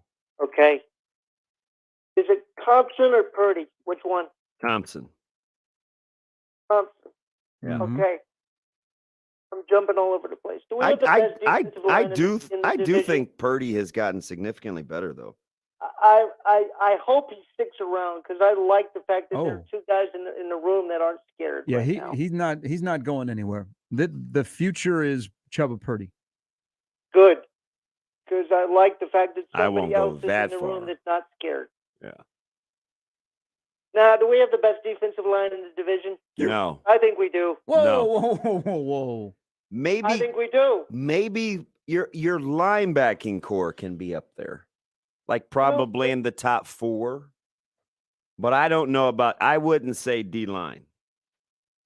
What's missing, Damon? Depth. We don't have 8, do we? We don't have a consistent rotation yet. I don't know. I don't know if Nebraska can play more than 3.5 D linemen right now. 4, maybe. That's not good. No, it's unsettling. It's just my opinion. I mean, I could be all wrong. We'll No, see. your eyes are pretty good. You've been a coach around here for a long time. You know what you're looking at. I just hope we don't end up chasing our tail after the first 10 minutes of the season like we did last year. I want this team to be good. I want this coach to stay. I want this program to be built. We don't need any headaches anymore. We really don't. Yeah. What do you think this team can do? Well, Mike, thanks for the call. I have them. I'm still going with 7-5. That's where I'm at. Oh, we're together. We actually unveiled that about 3 weeks ago. Yeah. You got if you want to convince me there's progress and what's different, you start 3-0, and then you find a way to go 500 in November. You want to convince me that progress is being made. Yeah. 3-0 start, and then 2-2 in November. So this is weird because Oklahoma is a huge game and Northwestern is the most important game. But I'm telling you, the key stretch for me, if you really want to know where these guys are at, it's not hot take alert, hot take alert, hot take alert. It's not November. It's the 4-game stretch of Indiana, Rutgers, Purdue, and Illinois. I'm telling you, sure as I'm sitting here, that 4-game stretch will tell you all you need to know about this football team. In my opinion, that is the most important 4-game stretch. That's how I broke it down. If you look at Northwestern, North Dakota, Georgia, Southern, Oklahoma, okay, most people assuming 4-0, 3-1. Best wishes getting a consensus on what happens with any sort of degree of accuracy between Indiana, Rutgers, Purdue, and Illinois. Because they sneak the bye in there after Rutgers, which will give you time to recalibrate, and you've got to ramp it up in good spirits for the last quarter of that season. Hot take. No, I think the season is a four-segment season. First 3 games, Oklahoma's a standalone game because you're going to be matched up against a team that's going to be probably top 10 when they roll into Lincoln. Then you've got that stretch of 4 that are odd. I'm not convinced on their lofty ranking either. They're not better than a year ago. They're still going to have that number next to their name. I mean, they're OU. And can Dylan Gabriel make the transition to Power 5? But they have 2 layups before they get here. He's the guy that if he has the type of year some experts think he can have in terms of bounce back, look out. So 3 standalone, then the 4, and then the final 4. Yeah. Which include 3 rival games. And maybe the best team you'll play all year. We're taking a lot of teams for granted between Indiana, Rutgers, Purdue, and Illinois. I wouldn't do it. All right, Sam McEwen, the World Herald's coming next. You could win $5,000 to have the ultimate tailgate party on 1620 The Zone. Enter now at 1620thezone.com. Hey everyone, Josh Peterson here for my friends at Kugler Vision. It has been a great summer. But a new school year, the fall, crisp, cool weather will be upon us before you know it, and it is time for you to transition into crisp, clear vision. Who can help you do that? Of course, the fine folks at Kugler Vision, voted Best of Omaha, #1 LASIK provider in Omaha Magazine. They changed my life in 2018. They can change your life today. Visit their website, schedule a consultation, KuglerVision.com. Watching a ball game at Oscar's Pizza and Sports Grill is just, well, pretty awesome, actually. And it doesn't matter if you prefer the college dink or the big league crack of the bat. There's nothing better than watching a game with a cold, frosty one, Oscar's Pizza, or award-winning char-buffed wings with Oscar's Thai chili bourbon wing sauce. And with daily lunch and dinner specials, it's really a no-brainer. So get ready to watch your favorite team play ball at Oscar's Pizza and Sports Grill, 173rd and West Center Road, and takeout at 162nd and Maple. Mr. Clean, Mr. Clean. Of course I use Mr. Clean Magic Eraser to clean tough messes off my stovetop and bathtub. But then I discovered I can also use it to easily clean my patio furniture and even my shoes. I'm hooked. And when wipes won't cut it, I use Magic Eraser Sheets. They're thin and flexible erasers, perfect for everyday messes, like gunk on my counters and sinks. They really are magical. The reviews are in. Mr. Clean Magic Eraser and Sheets make cleaning look easy. That's the sound of a crack in the ceiling found at a home inspection. But with a Realtor by your side, a newfound leak might only cause minor worries. With their expertise, a Realtor can suggest a credit at closing and even connect you to a contractor to help you shore up that leak and alleviate your worries. When it comes to cracks in your plans, the expertise of a Realtor can make all the difference. The difference between an agent and a Realtor is real. Realtors are members of the National Association of Realtors. That's who we are. I always wanted to learn Spanish, but I never thought I'd have the time. Then I discovered Babbel. Babbel's lessons are fun. They only take like 10 or 15 minutes, and in 3 weeks, presto, you're speaking another language. Like magic. I love that Babbel's lessons aren't just robots talking. They're voiced by native speakers, so you get the pronunciation just right. And they're designed by real language teachers, so you learn how to have real-world conversations, things you'll actually use. 3 weeks. It's incredible. After 3 weeks, I'm on vacation in Paris, having a conversation in French. There's all kinds of ways to learn. Use Babbel's podcasts or games or videos. You can even join live classes with a language teacher. If you want to learn a language, there's no faster, easier, better way than Babbel. Babbel. Babbel. Babbel, évidemment. Go to babbel.com to try for free. That's BABBEL.com. Babbel.com. Your exclusive home for Royals baseball in Omaha. Right up the middle, patient, and the Royals are winner. 1620 The Zone. Sharp and Betting in the morning on 1620 The Zone, 1620thezone.com, and the 1620 The Zone app.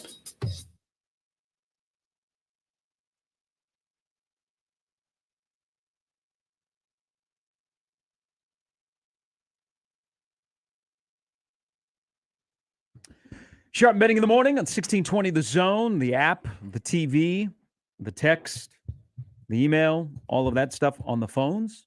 As we welcome back in, there's Damon. I'm Gary. Chance here as well. And Sam McEwen of the Omaha World Herald. Have you started packing for Dublin, Ireland yet? Not yet. I will in a couple days. But, it's not quite time. I don't know why. We're finishing off the special section, so we'll get that done, and then I'll feel like I can turn my attention to that. I will not be able to be on the show next Tuesday morning though, because I think I'll be pulling in to Dublin from Munich. So I don't know that I'll be available next Tuesday morning. Okay, we'll call you on Wednesday and Thursday then. Hey, try that. All right, I'll be there then. I know that. I hope. Before we dive into some Nebraska football stuff, let's talk about the Super Six, because I was curious. I know you mentioned why, but no Sam Sledge on the Super Six. And it's not an easy task. Hey, that's why I thought you were packing, Sam, because people are going to run you out of town. I know it's not an easy task to come up with, and that's a good thing for high school football in this state, that you have more than six, so you've got to make some decisions. But what went into the decision makers, which you're one of, to come up with those six? Yeah, it was the hardest Super Six that we've ever had to pick. The World Herald did do a feature on Sam and his dad prior to the Super Six coming out. We obviously think he's a great player. We picked what we thought were the 6 top prospects / players, and so the Super Six has always been, to some degree, and the volleyball Super Six, which we debuted over the weekend. Yeah, that's pretty cool. Yeah, it is. It is. So it's a combination of recruiting, college player potential, and performance on the field, which is, for example, why there was a player, for example, that we could have put in the Super Six. We did not in previous years, who's at North Dakota State, Trevor Brown. And you can make a really good argument that he was a better overall player than maybe some of the players that we had on the Super Six. But it's always been sort of a recruiting thing. We've been pretty open about that. And so we picked the 6 players that we felt like were the best combination of those 2. Now, to be clear, the one that no one would argue with is Malachi Coleman, right? No one would debate that. And you can make the argument that Malachi has had one really good season of high school football, but there's other players Sam, that have had 3. Hey, Sam. So, there's a lot of ways we can go about that. Hey, Sam. A month ago on this show, as God is my witness, I said, you can make the case that Malachi, because Sharpie and I were talking about Super Six, and I said, you could make the case that Malachi Coleman would not belong on the Super Six if you base it on the field production. So there's one guy that would agree with you, but it is undeniable when you look at the potential for his upside. But if you would have told me that the criteria was on the field, like productivity, or even being the best wide receiver on his team a year ago, which I don't think he was, like you could make the case, and it's not a slight to Coleman. I'm just telling you that I'm vibing. Like, I get exactly what you just said, and I wouldn't raise an eyebrow because I watch it every Friday. Yeah. So, we have the Super Six is essentially that combination of players, and we felt like we picked the top 6.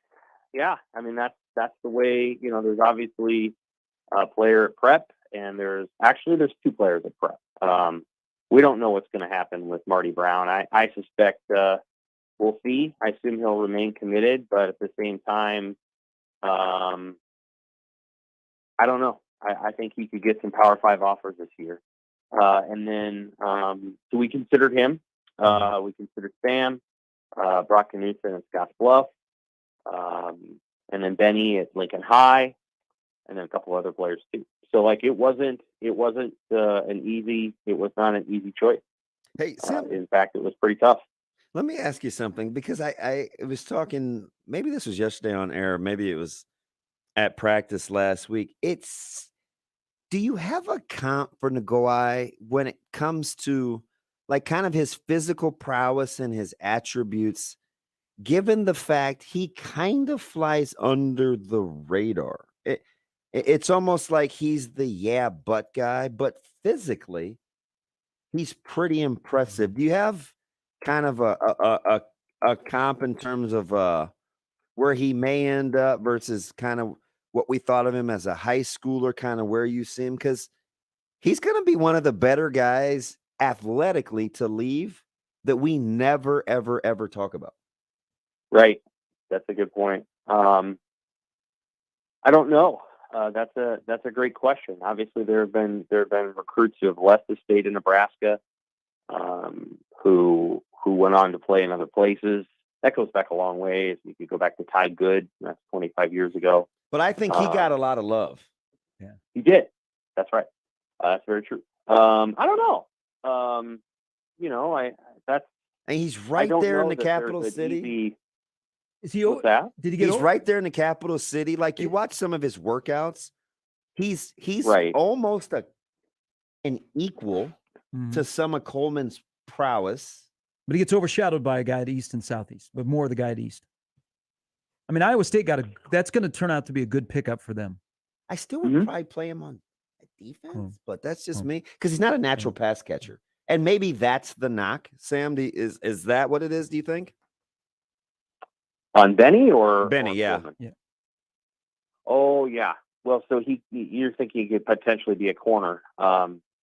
It's possible. Yeah. Like I'm sure that Iowa State will assess his athleticism and then make a decision on, what side of the ball they want him on. In theory, Malachi Coleman could gain 45 pounds, right? And play defense, become an outside linebacker, a lot of different things. Cade McIntyre, Fremont Bergen is a player that could play either way. He's also a guy you don't have to babysit. And that's part of that's like 70% of college, in my opinion. Right. If we were just talking about, so we're doing the Super 6 photo session a couple weeks ago, if we're just talking about the guy there who was like the tallest and had the biggest hands and the biggest feet, the things that you're like, oh yeah, this guy, it's actually Ben Bramer. He's a stud though. He looks like a college player now. Yep. And he's kind of thin. Just no other way to put it. He's a stud. Hey, I'm glad we're vibing, like, especially like with projection, because he was lock, stock, surefire. Like, Bramer is way good. And this was in November. I said if he played in any other class, we would be fawning over this guy. He's way good. Yeah, he is. He is. And, I understand recruiting rankings being what they are for small town kids or whatever they're doing, but you'd have to convince me that Thomas Fedoni was a better high school player than Ben Bramer. I don't think he is. I just don't. I don't. You look at the size of the two players, and Bramer's bigger. I think Fedoni's faster, and I think he played a slightly better level of competition. I don't know that Lewis Central is playing. They're pretty good. Every powerhouse on the planet. Yeah. I think Fedoni's faster. Hey, how about how he can go get a ball? He can high point a ball. Bramer's really, really good. I understand, the comparison I just made being surprising maybe to Nebraska fans, but if you put that kid at Millard South or somewhere like that, he'd be a top 100 player. I can't really account for I'm agree. His lower recruiting rating. I mean, I can't. I can't account for why. I can't account for why Malachi Coleman is a top 50 prospect. It's because of his speed, and it's because of his potential. But Bramer is, to me, the number 3 prospect in the state behind Coleman and Florida. And Maverick Noonan's very, very good. I used to think Noonan was probably number 1, and he in some ways is, because he plays a more important position than wide receiver. In my opinion, edge rusher is more important. But Bramer's really, really, really, really big. And so people will be, I think, pleasantly surprised when he gets down to Nebraska how good he could potentially be. Especially if he stays with Sean Beckton, and we'll stay right there as we kind of transition back to Nebraska, who I don't think there's any question is Nebraska's most underappreciated coach. But at some point, he's going to shake that label because his guys just keep getting better. We've seen when A.J. Rollins was playing the development. We've seen what's happened with Vokalek and where Austin Allen is, who's got a chance to make a roster.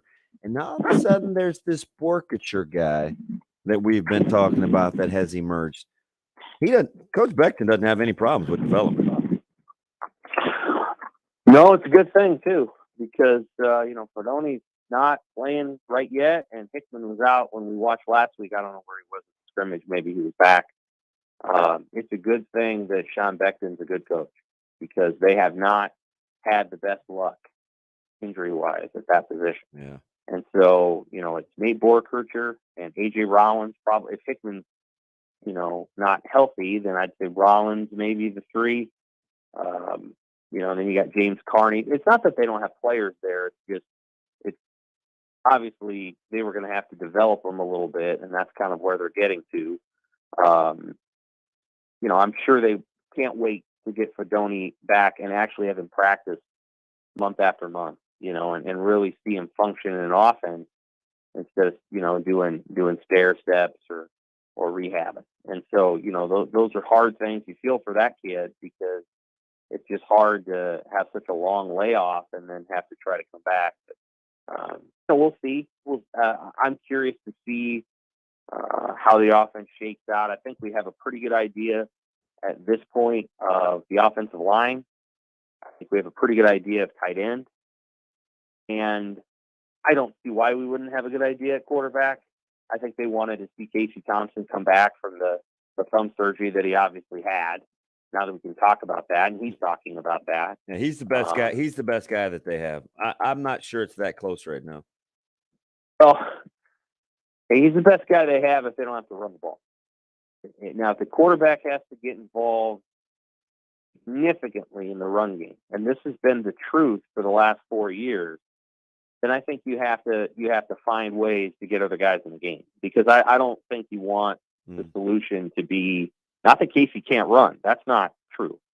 It's that you cannot afford to beat up a quarterback yet again, so that when you get to October, he's playing either with a broken jaw or a clicking shoulder or whatever.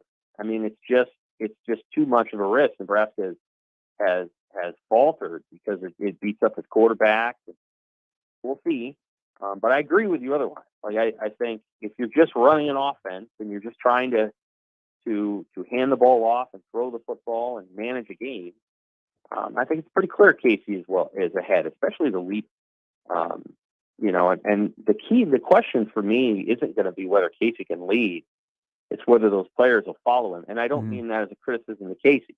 I mean that more, they've got to get used to somebody who actually knows how to lead and wants to use his mouth to do it and not just his actions. They've got to get used to that as an offense and being comfortable with having somebody get in the face. And I think if they're able to be that, then I think Casey can be an even more effective quarterback than I think he could. The offensive line 11 days from now compared to the offensive line that comes out October 1 against Indiana will look how much different? Or will it be the same all year? Better, I think. Even if it's the same guys, I think it'll be better. And in theory, you never know. I mean, the roster makeup might not be so different, but I think we want to all see how what we think the five will be, which is Teddy and Corcoran and Hickson, Bando, and Ben Hart, how they all function as run blockers and as pass blockers, because that is not a young offensive line, not really. Teddy is, although Teddy comes off as maybe the most mature of the bunch. But Hickson's a 60-year guy, and Bando's a 60-year guy, and Ben Yart's a 4th-year guy. Like, these are not really young players. And they've got some guys that have experience starting and playing a lot of football. So let's see how they do as pass blockers. Let's see how they do as run blockers. Let's see how they do as athletes. I think that last piece is the piece worth watching, because I don't know that the five that they're going to start are necessarily, outside of the two guys on the left side, the most athletic five they have. Yeah. So let's see how they do. Let's see if they can get out in space and block a screen. Let's see if they need to be able to do that. Let's see how they pick up blitzes inside, things like that. So I think it's going to be a better line no matter what it is. I'm not sure it'll be the same five guys, if that is the five. Like, we have to make sure they're healthy too. But I think that initially where they're going to start is we're going to put the five out there that are going to come off the ball and probably are pretty smart and experienced. And I think as it evolves, they might try to get some better athletes on the field. Donovan Rayla has never really had his own line since he was at that small school, wherever it was, in Illinois. But it's not like he's been around the best offensive lines on the planet in the last 3 or 4 years. He hasn't. I've watched him. I'm a Bears fan. I know. And of course, that wasn't his fault. He had nothing to do with it. I mean, the GMs are the ones that draft and sign offensive linemen. But so I think he'll get a better sense of where they're going to be in 4 or 5 games, and they will be a better line regardless of whether it's a save 5 or not. Sam, let me ask you something, because I've gone back and forth, right? First, my concern, if I start back early spring, I was like, oh gosh, I don't know about the offensive line. And I'm kind of like, oh man, I don't know about the depth on the defensive line. I don't love the offensive line either. Do you think Nebraska runs the ball better or stops the run better? runs the ball without the quarterback better? See, I don't think Whipple wants to run the quarterback, though. I don't even know if that we can factor that in. I don't get the inkling he's not a QB run guy. No. I'm just saying. It took me a long time. It took me a long time to come around to this understanding, and I think, I kind of wrote about it a little on Sunday, but like, you can't do this to your quarterbacks anymore. There was a time. I mean, Tim Tebow won a national championship, right? In 2008. Wasn't it 2008? Yeah. 2006? I can't remember. 2006 and 2008. Teams won national championships doing this. Like they did.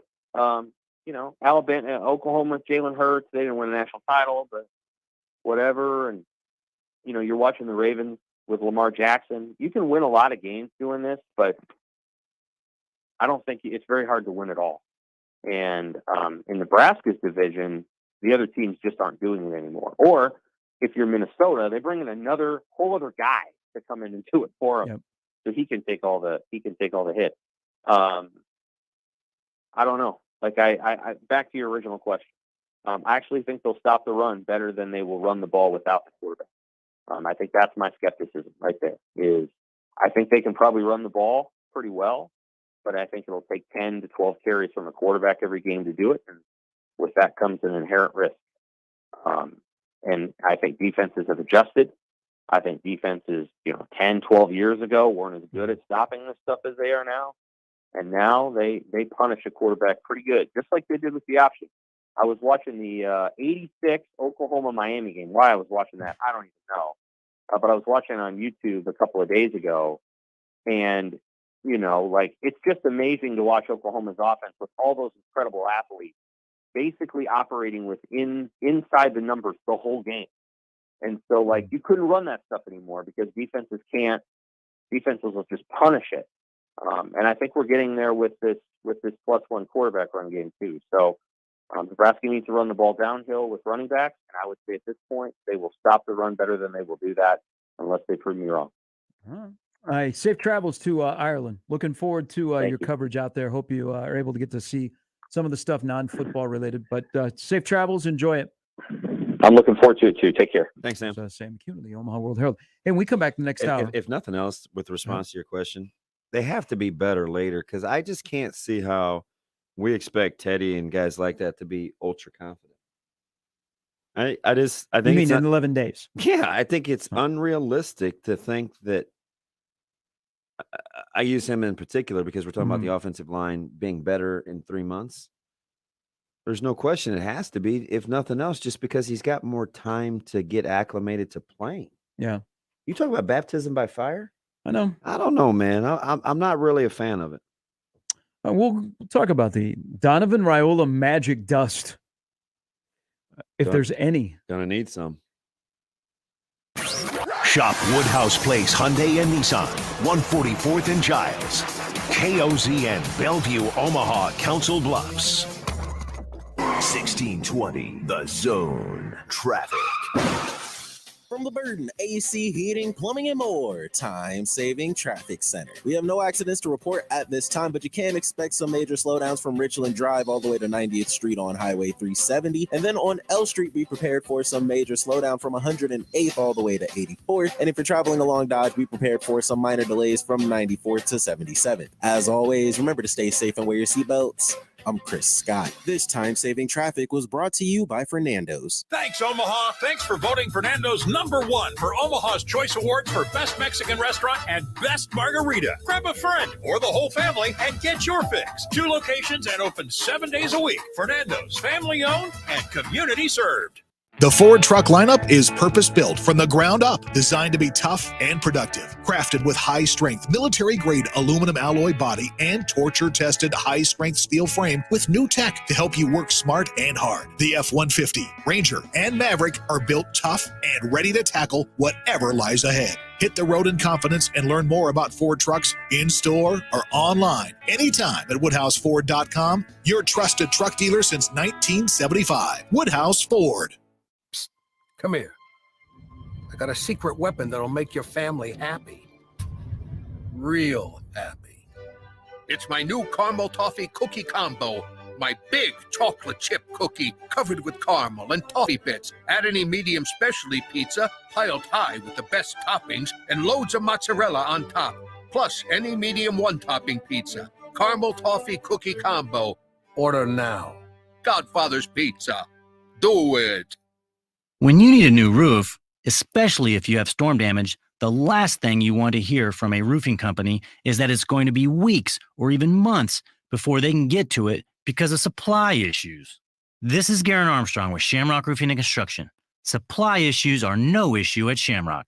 As one of the largest roofing companies in America, we stocked up early and we stocked up big. That means our warehouse has everything we need to do your job now. And because we stocked up before the supply crunch, we paid a lot less than anyone looking for roofing supplies now and can share those savings with you. No one in Omaha can install a better roof at a better price with a better warranty than Shamrock Roofing and Construction. Let our local family serve your family. Shamrock Roofing and Construction, 402-281-1780. That's 402-281-1780. Or online at shamrockroofer.com. Don't miss this week's Zone Deal. This week's half-off deal is $50 worth of vouchers to Le Voltaire French Restaurant for only $25. Le Voltaire Pepperwood Village is a locally owned, unpretentious French restaurant serving down-home cooking with an extensive wine list and great handcrafted cocktails for decades. Whether dining with friends, clients, or that special someone, Le Voltaire will make you feel right at home. Zone Deals go fast. 9 a.m. Friday, 1620thezone.com. 5X480. Dayton B100 V-Belt, one of the many parts Grainger carries. It's also the item that helped Rob carry the day. The job was on hold, deadline fast approaching, but a quick search on Grainger.com and Rob found his part. And with same-day pickup at his local branch, he and his crew got the job done, safely and on time. Get supplies and solutions for every industry with real-time product availability. Call, click Grainger.com, or just stop by. Grainger, for the ones who get it done.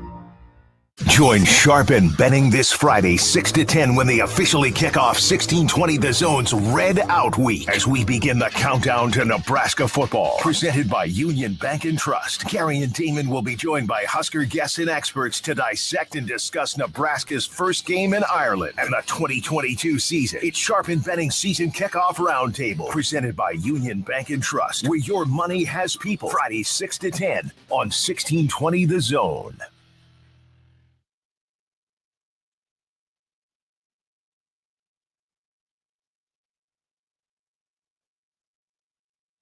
No, more movement, more coming off the ball, more effort, and their indies are tough.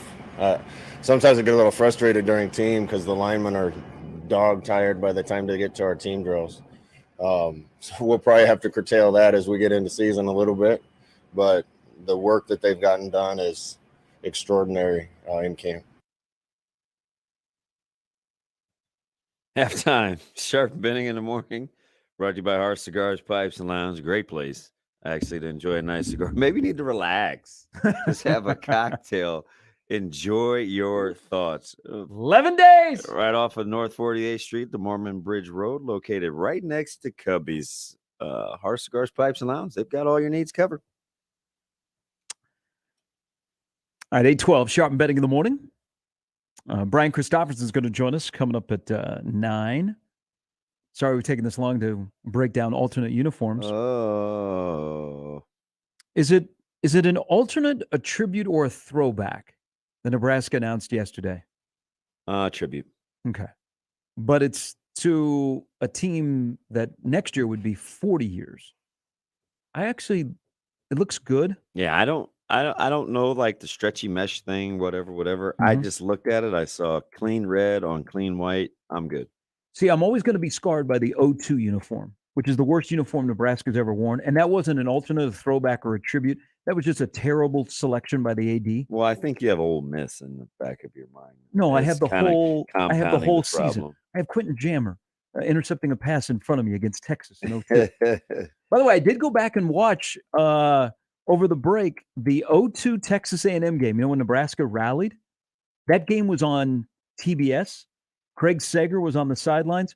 It was so awkward in the postgame when he was interviewing Frank, because as they wrap it up, he tells Frank about the show that's coming up on TBS after they sign off, and Frank was like, "Okay." Hello. So I'm scarred. Hello. I'm scarred by the discussion about pants, stripes on the pants. That 02 uniform is the worst uniform ever worn. I'm a no stripes guy. I'm a black shoes guy. That's what I want. I like that look, but I'm not going to get that look. But this uniform that they announced yesterday, nice and clean, simple. You can see the numbers. If I'm sitting upstairs, can I see the numbers? In 14, I couldn't see the numbers. Hey, listen, if the kids like it, I love it. I don't get into. But is that overrated? Because you remember when all of these uniforms are way overrated. Remember when this became a thing? Oh yeah, it's about the recruits. It's for the recruits. It's for the kids. How many individuals we ever interviewed on this radio station? The first thing they said is, "Hey, that Tommy Armstrong throwback that they were wearing at Northwestern in 2016, that was sweet. That's why I came to Nebraska." Hey, by the way, did you know that Nebraska Northwestern game was on Nebraska Day the other day? Boy, they did some silly things. You mean in that game? Yeah, that was. Yeah, I think Armstrong was a freshman. Des Moines personnel arrived on the scene. Goodness, Nebraska had some dudes balling on defense. Yeah, they did. You remember Corey Cooper? Yeah. I forgot about some of those guys.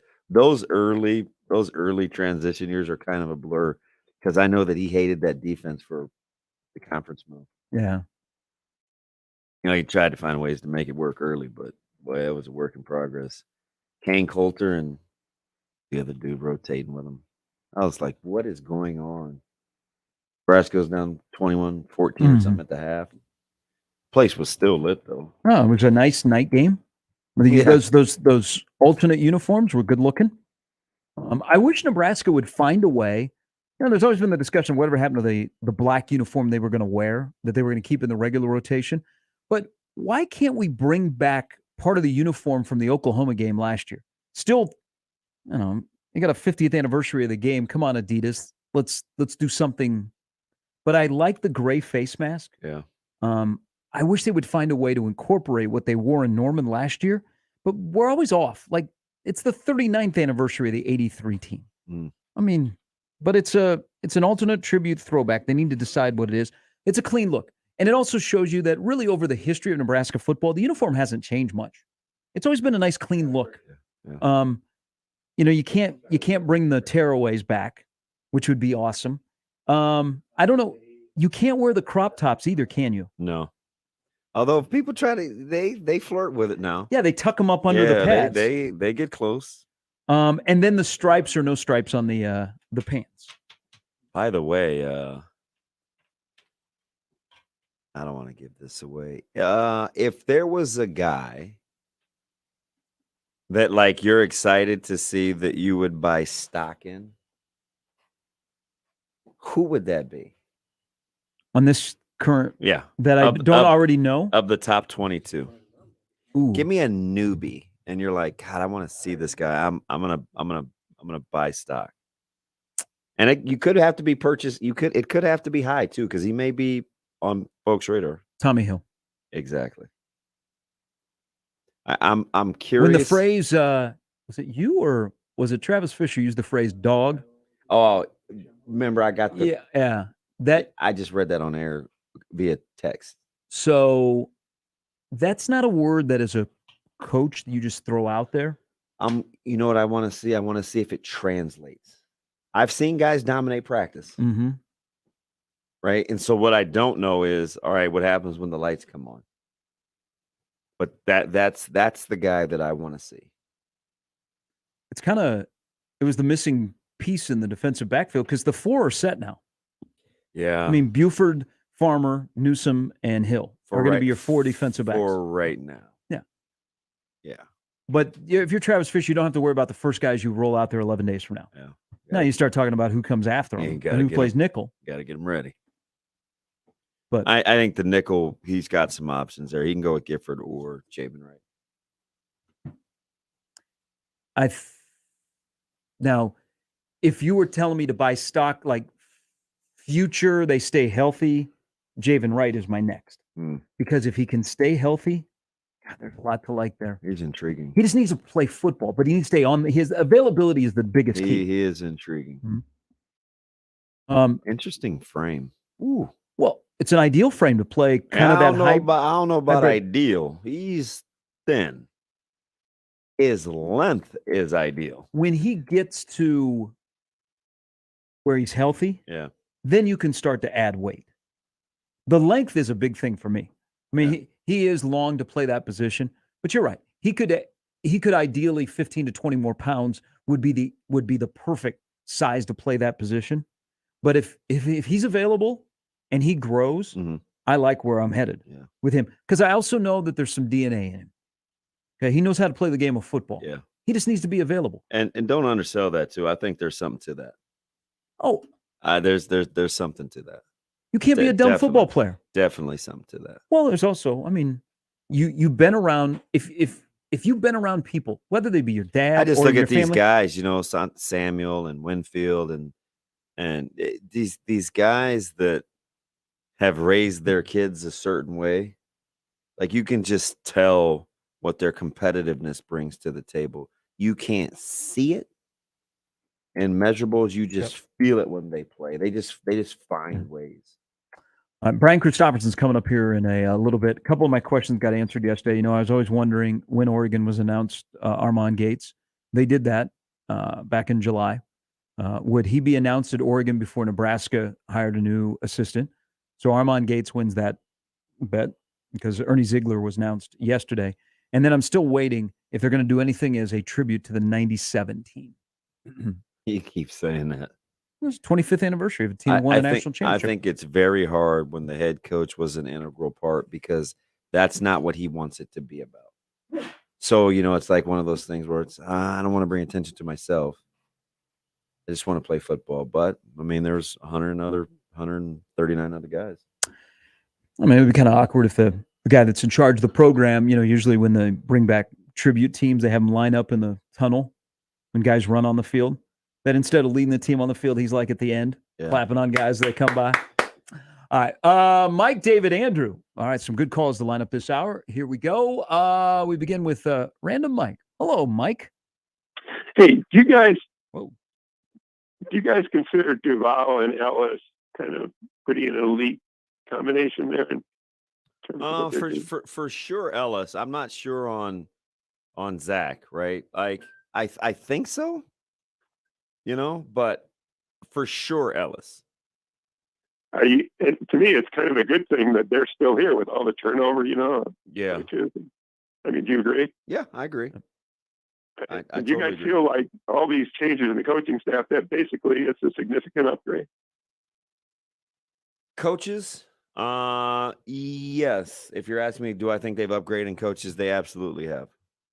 Now, do you think in practice the standards this year are significantly higher than they've been in terms of accountability and you know, not repeating mistakes and that kind of thing? Player accountability or coach to player accountability, Mike? Well, from the coaches, the players. The standards have gotten higher in practice. Yes, I do. I think, but do you know where I think it shows up? Because it's not to say that to pit one against the other, because I think even this current team has work to do in terms of their fitness and kind of their endurance mindset. I do think they're on them more play to play. There's more coaching on the field than coach them up later. And all staff's different, right? Mike, we just had this conversation yesterday at the high school on how we want to run a certain drill. It's like, hey, let them finish their 8 reps, then we'll coach them when we bring them over to the side. Let's go rapid fire. So sometimes it just depends on like what staffs want. You know what I mean? Yeah. You know, Gary, what you said about going 2-2 in November. Mm-hmm. How cool would it be to have Sidoni kind of healthy and ready to contribute then? And couldn't you see him easily being a big part of that in November? It would be nice, but it may be just like last year, Mike, when it comes to Fidoni's availability at the end of the year and how much he plays.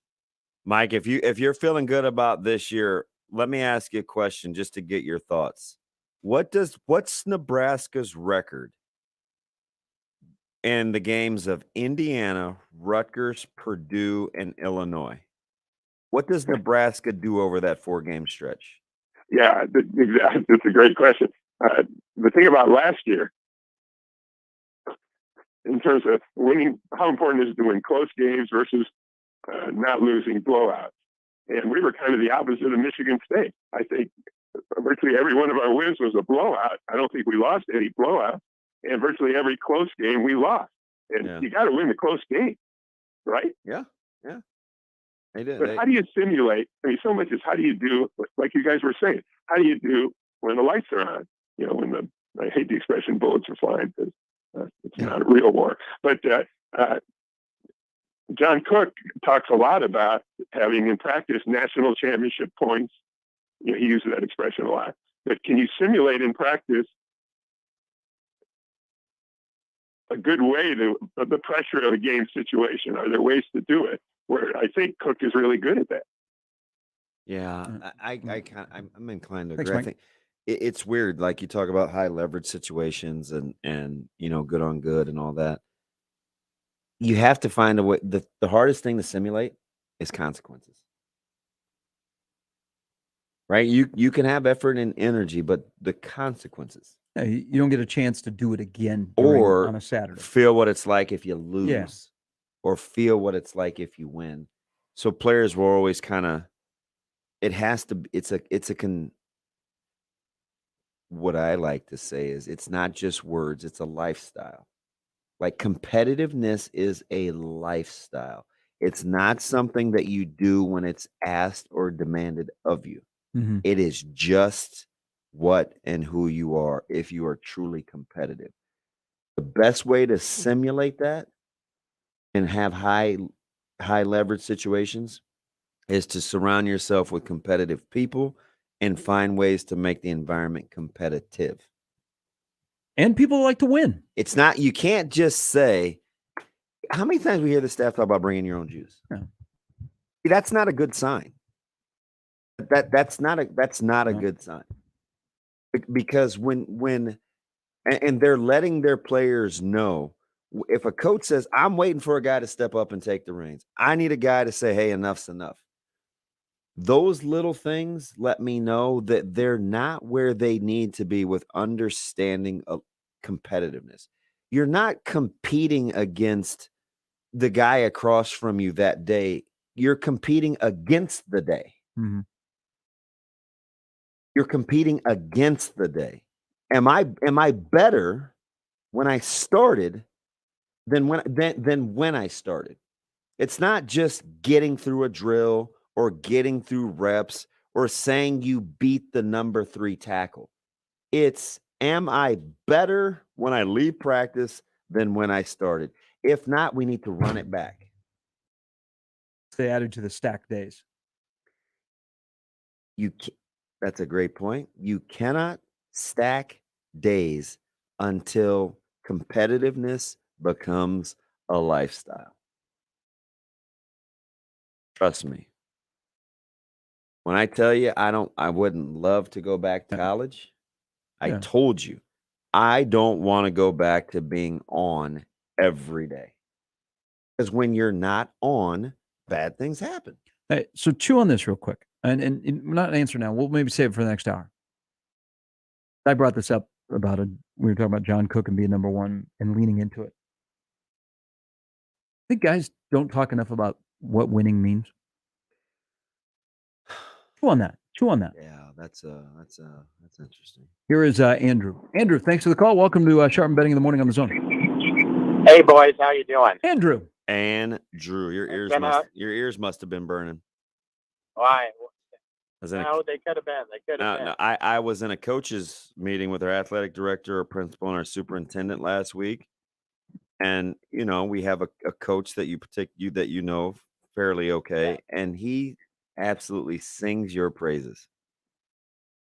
Well, he's got the signed picture, Damon. Yeah, I saw it.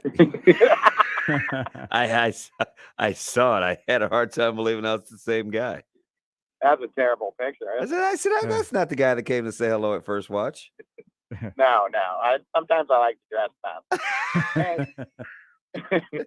Hey, one thing that nobody's really talked about with this team that that they did last year is I want to see the attention to discipline. The penalties at the wrong time go away. How do you fix that as a new coach coming in with a team that's traditionally had that problem? And if we're going back to the scoring explosion uniforms, are they going to break out the white Converse with the red? Yeah, with the little nub That would be bottoms. sweet. They got to do that because to me, it's not a retro uniform if you don't have those bad boys. The thing that he asked about it's about the consequences. Mm-hmm. Like what happened again? It's kind of just what I'm talking about in high leverage situations where competitiveness, it's a competitive drill or a competitive environment, or you're going, mano y mano. The adjusting to not getting the job done has to be a positive reinforcement to deter the behavior that you did not want. So if I'm operating in a drill or I'm doing an 11 on 11 and I don't get the desired outcome that I want, and you want to simulate that as close to game situations as possible, creating this competitive environment, the consequences can't be punitive.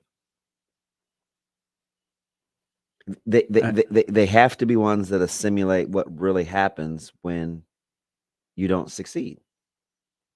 And you can do it out of love. Yeah, you can do it out of love. It doesn't have to be a punishment. Right? But there's when I discipline my kids at home, it's, hey, I'm doing this because I love you. Not because I'm mad at you or I don't like you. If I didn't love you, I would just say, hey, go do your own thing. I would turn you over to yourself. But because I do love you, unfortunately, this is where we're at with what has to happen. No different in football.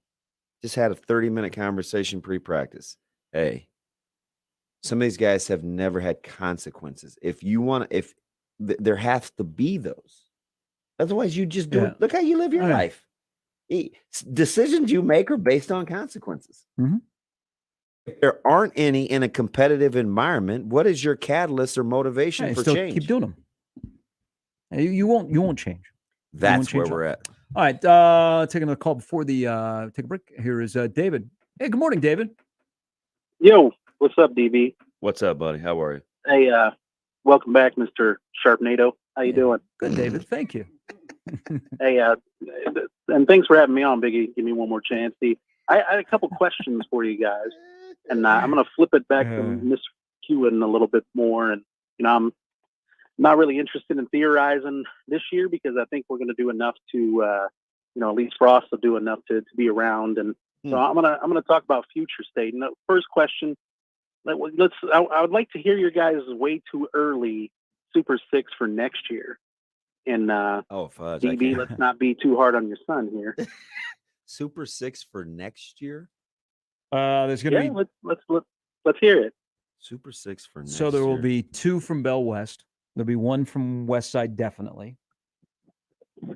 So Super Six for next year. I think Davon is Hall, guaranteed, right? Hall will be Super Six. Kalen will be in the discussion. Caleb will be Super Six. That's 2. What about Carter Nelson from Ainsworth? He'll end up in Super Six. Okay. I don't love his game, but I mean, okay. So we got 3. It's 3 because Sam kind of gave us the criteria.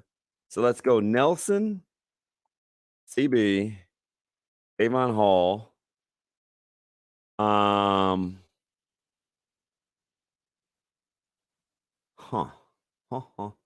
then the rest will be guys that are going to play this year on what they do this year, like some high level guys at either West Side or at Bell West, or some of the quarterbacks. Well, it's tough, but the thing is that I know it's early, so some of these guys haven't gotten offers, which or the type of offers that would really kind of dictate to Yeah. Super 6 from what I'm understanding. Who's a candidate, do you think? Because you're I can tell you're getting at something.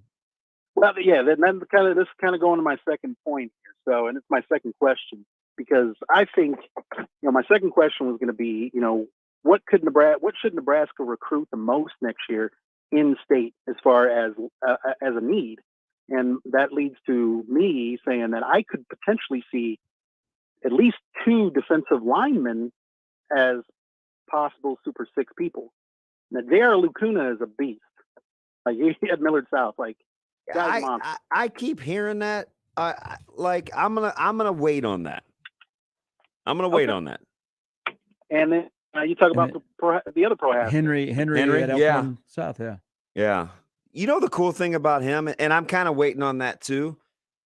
It'll be interesting to see, because that D line is so good. Like, across the front. They also have a junior on the offensive line, Austin Murphy. Yeah, who's apparently not as good a kept secret as I thought. Like, they're doing the darn thing. Bustard's a good player. I like Henry. He's not little. I think of him as little, watching him growing up. That's a good call.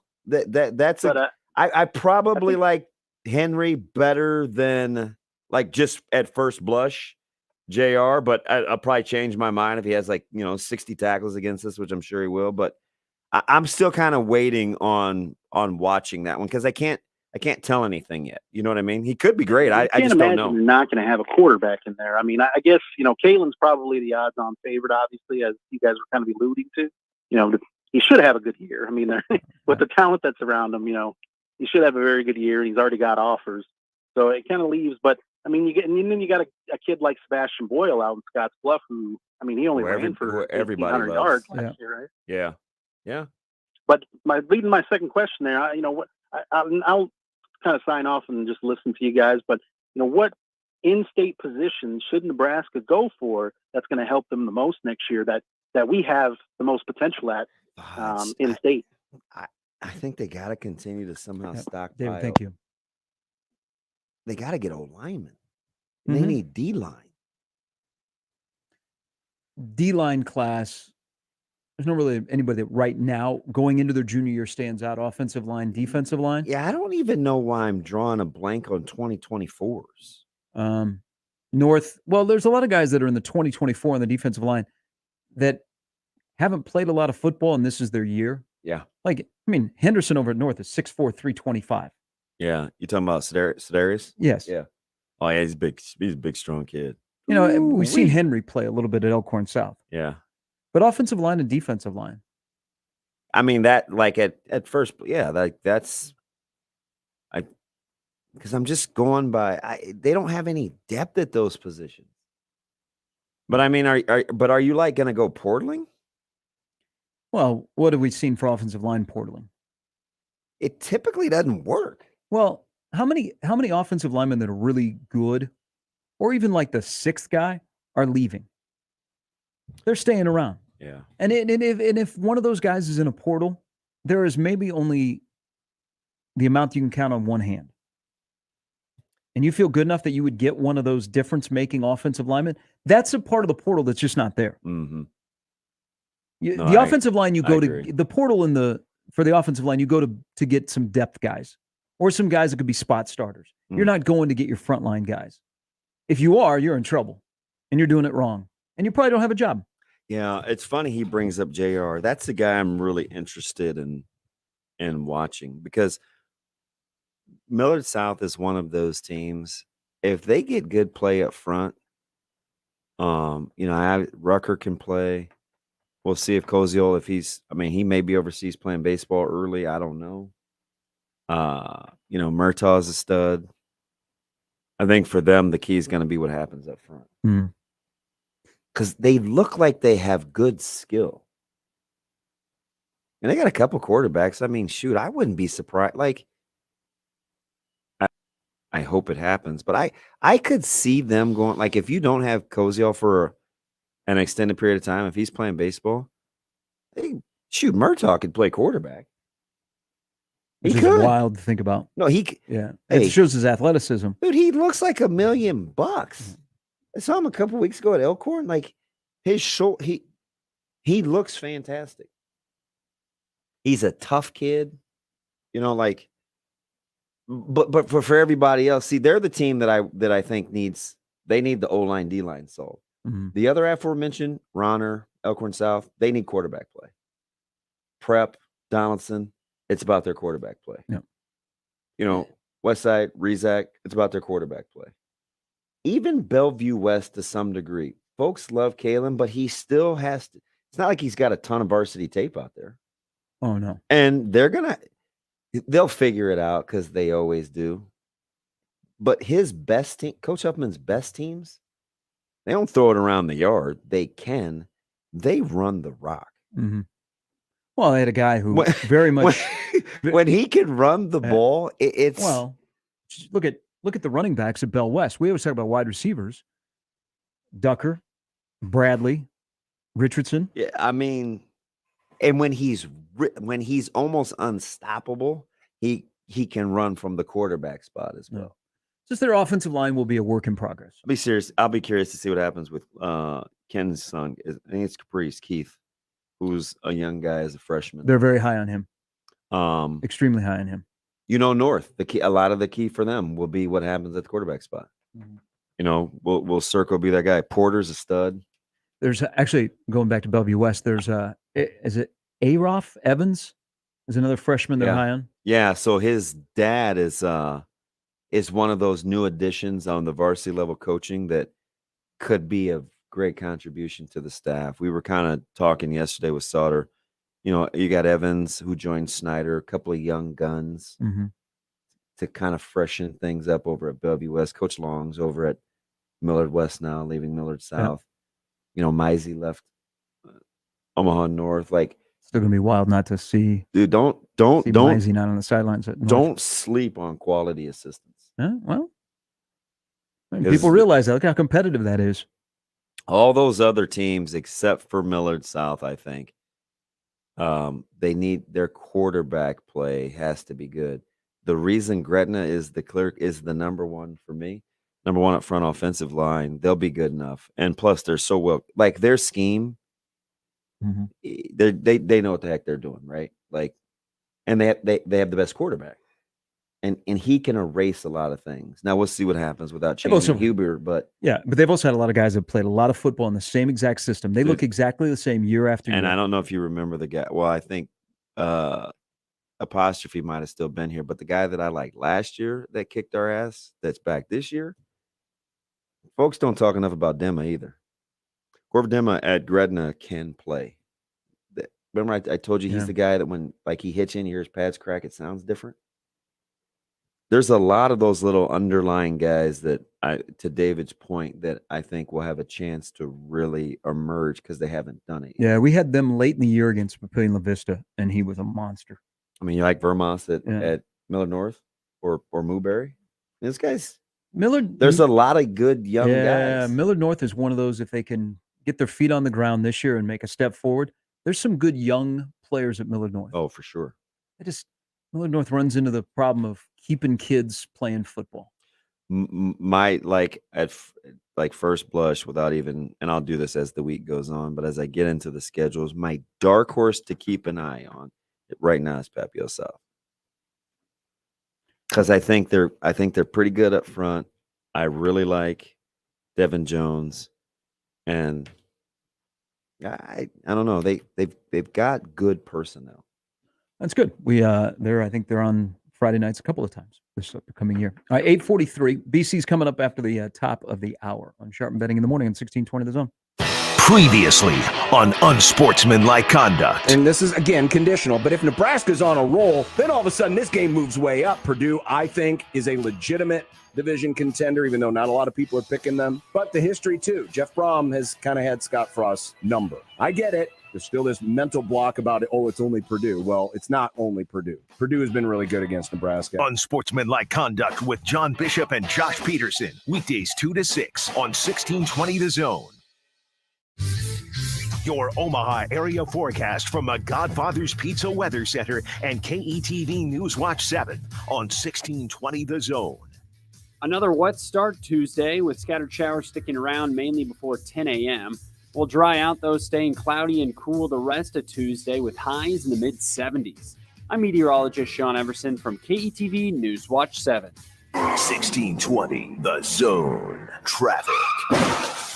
From the Burden AC Heating, Plumbing, and More Time-Saving Traffic Center. We have no accidents to report at this time, but you can expect some major delays near 149th to 138th along Industrial Road. And then on Highway 370, be prepared for some major slowdown from Gold Coast Road to 60th. And on Dodge, it looks like you can expect some minor delays from 94 to 87. As always, remember to stay safe and wear your seatbelts. I'm Chris Scott. This time-saving traffic was brought to you by Burton AC Heating, Plumbing, and More. The dog days of summer are here in Burton. AC Heating, Plumbing, and More is offering a special $55 AC system check. Each system check donates 10 pounds of pet food to the Nebraska Humane Society. Give us a call or request service at justcallburton.com. At Dingman's Collision Center, you voted them first place in Best in Omaha for the past 17 years. So they want to say thank you for choosing the Dingman family and their incredible technicians to repair your vehicles. At Dingman's, they'd rather be the best than apologize for anything less. All right, we're closing in on the start of the football season. You know, you can find tickets to Nebraska football games, home and away. That's right, Memorial Stadium or on the road. You can go to ticketsforless.com. Formerly Ticket Express, delivering the same top-notch customer service, and even better as you peruse different sites and you do some comparison shopping. You always come back for ticketsforless.com. That's what I do because they have the best prices, they have the best selection, and they have no outrageous ticket fees. And right now, they continue to take care of everybody with Chief tickets. You want to go down to Arrowhead. You know what the Chiefs schedule is like. It's going to be loaded this year, from the Bills to the Chargers to everybody else in the AFC West. 20% off all home games. All you have to do is go online, ticketsforless.com, check out seats that are available, and then give them a call, and they will apply the discount. But you can only do it until 5 o'clock today. So when you're looking for tickets to get into the best events, sporting events, concerts, anything like that, the only place to go is ticketsforless.com. Email Sharp and Benning on Equitable Bank inbox with your love, your hate, whatever your hot takes are. We're here for you. The Zone inbox is brought to you by Equitable Bank. We take banking personally. We want to hear from you on the Equitable Bank Zone inbox. 1620 The Zone. Live and local, broadcasting 6A to 6P in the Host Coffee Zone studio. Host Coffee, building healthy and happy break room refreshment services to Omaha and Lincoln metro area businesses. Discover a better break room solution for your office at sales@hostcoffee.net. Hey everyone, Josh Peterson here for my friends at Miracle Hill Golf and Tennis. If you've played golf this summer and you haven't been that happy with your game, Mike Faber, their director of instruction, he can help you out. Give Miracle Hill Golf a call today at 402-498-0220. Book lessons or book a round of golf, whether it's a quick 9 after work, a full 18 on the weekend, the Top Tracer building. You can get your golf game right. 402-498-0220, Miracle Hill Golf and Tennis. Hi guys, it's Andrew with Brookside Medical Clinic. Is erectile dysfunction damaging your relationship? Are you sick of the pill and all the side effects? Well, welcome to the future. We have a major medical breakthrough. Brookside Medical Clinic uses the most advanced form of wave therapy. Backed by 60 clinical studies, our technology uses pressure waves to repair and open up blood vessels. We've helped countless men get rid of their ED. But what is the true end result? Their relationship, even their lives, improve drastically. If you're ready to regain your love life, call us right now, and not only will the assessment and ultrasound be free, we'll also give you a gift that produces immediate results in the bedroom. It almost never fails. This is worth $550, and it's free to callers right now. 402-671-7777. That's 402-671-7777. Put a stop to your erectile dysfunction and experience what I call the happiness ripple effect. Call Brookside Medical Clinic now. 402-671-7777. After 24 years, Horseman's Park will close for major renovations on Sunday, September 18th. The original simulcast facility will be changed forever, so don't miss this final opportunity to watch and wager on over 700 TVs with weekly food and drink specials, door prizes, and so much more. Time is running out to be a part of Nebraska's horse racing history. Now through September 18th, open 7 days a week. Horseman's Park, Omaha's best bet. The biannual blowout is just a week away, and we've got a lot of work to do. Keenan's Rug Emporium is rolling out a Labor Day We bonanza. have that flat weave shipment coming in. He needs 10 new sales associates as the crowds loom large. Someone run a stock check on all the Moroccan 8x10s? Indeed can help him hire great people fast. I need Indeed.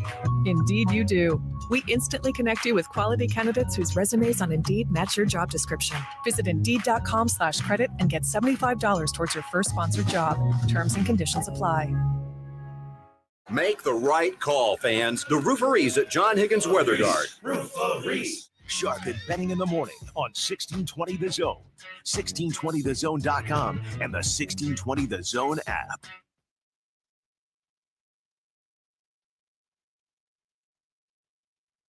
All right, Nebraska football, 11 days from the start of the season. Football is almost here. High school football begins on Friday night for a few, including that big Bellevue West prep game, which you can catch on Cox. That is the kickoff to our season over there on Friday nights. But Nebraska has begun preparations for Northwestern. After practice today, you'll get some sound. Eric Chenander, Bill Bush, and Mike Dawson will speak. It'll be a defense/special teams day with 3 to 4 selected players. As Eric Chenander's Q rating has definitely made a turn. You know, it's rare. I was thinking about all of the discussion about the offensive line. And we, you know, when you get your driver's license in Nebraska, you also get your card for offensive line coach. I mean, we are the greatest offensive line coaches in this state. But since Dan Young and Milt Teneper, is there an offensive line coach that we could all look at each other and go, yeah, that guy's good? We do eat them up and spit them out, whether it be Cotton, Garrison, Kavanaugh, hell, even Bill Callahan, kind of, to Greg Austin. Donovan Raiola is the next to be under the gun, and he's even more so because of his lack of experience. But I can't recall on the defensive side a defensive coordinator that started off with a bad Q rating, because remember, you're replacing Charlie McBride, even though Charlie's been gone for a while, that has turned things around like Eric Chenander has in terms of his Q rating, where people now will say, do you think he's the next? And I say he carries himself like a head coach. He's turned it around since year one when people wanted to run him out of town. Very rare that a coordinator at Nebraska is able to do what Chenander has done. Yeah, he's got a high, especially overcoming the, I don't know, whatever the thought process is about what they were bringing to the table with the whole staff thing. Now, it turns out the whole staff thing didn't work out. But he has been, I think he benefits the most from having, sounds weird, but it's low expectations. Right? See, we didn't expect much. And it's been a pleasant surprise. So that's what we hold close to our heart. He didn't come in with all the pressure that Frost did. We'll score. We're going to score 36. Just don't give up 37. Yeah. So, I mean, that doesn't, I think that helps. I also think when he grabs the mic, he's impossible to dislike. He tells you the truth. He's a high energy guy.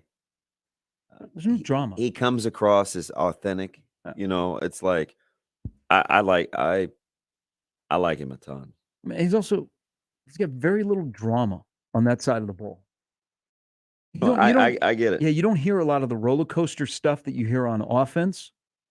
So he manages his side of the ball really, really well. But you talk about expectations, and we got plenty of time in 11 days to debate what the expectations are for the defense.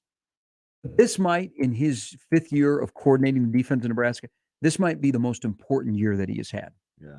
Because of deficiencies that he's going to have to make up for on his own side of the ball and the unknowns on the other side of what he's going to get as complimentary football. I said this a couple weeks ago. Mark Whipple gets the love because he's the new hot, shiny toy. I think Eric Chenander is the more important coordinator. Well, yeah. Because he's got some key guys to replace, and he's got the thing up front of stopping the run in the division that runs the football down your throat.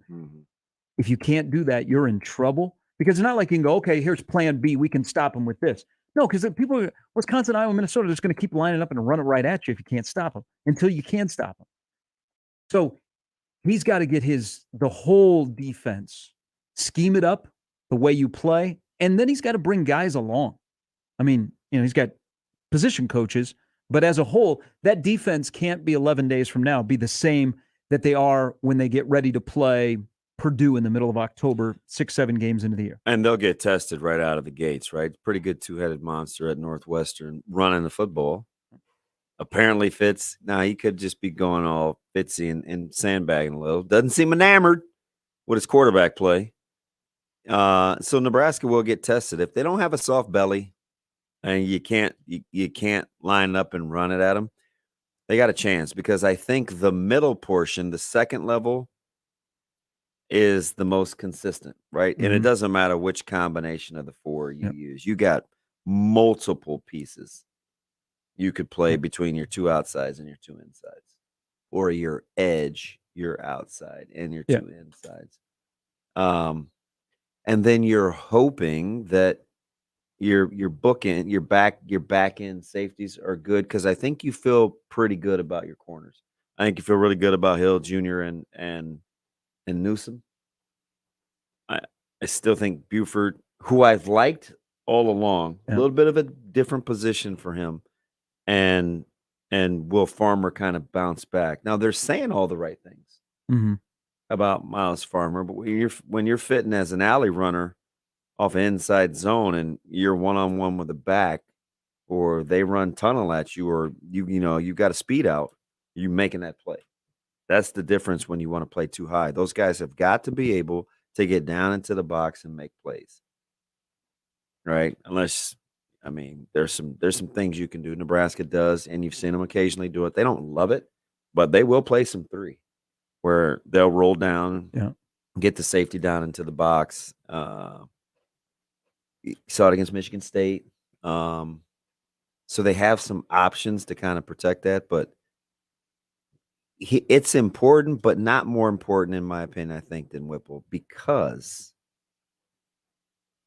you've asked your coach to kind of turn over the reins, if you will. I mean, that's pretty much Whipple's passing game. He and Coach Joseph.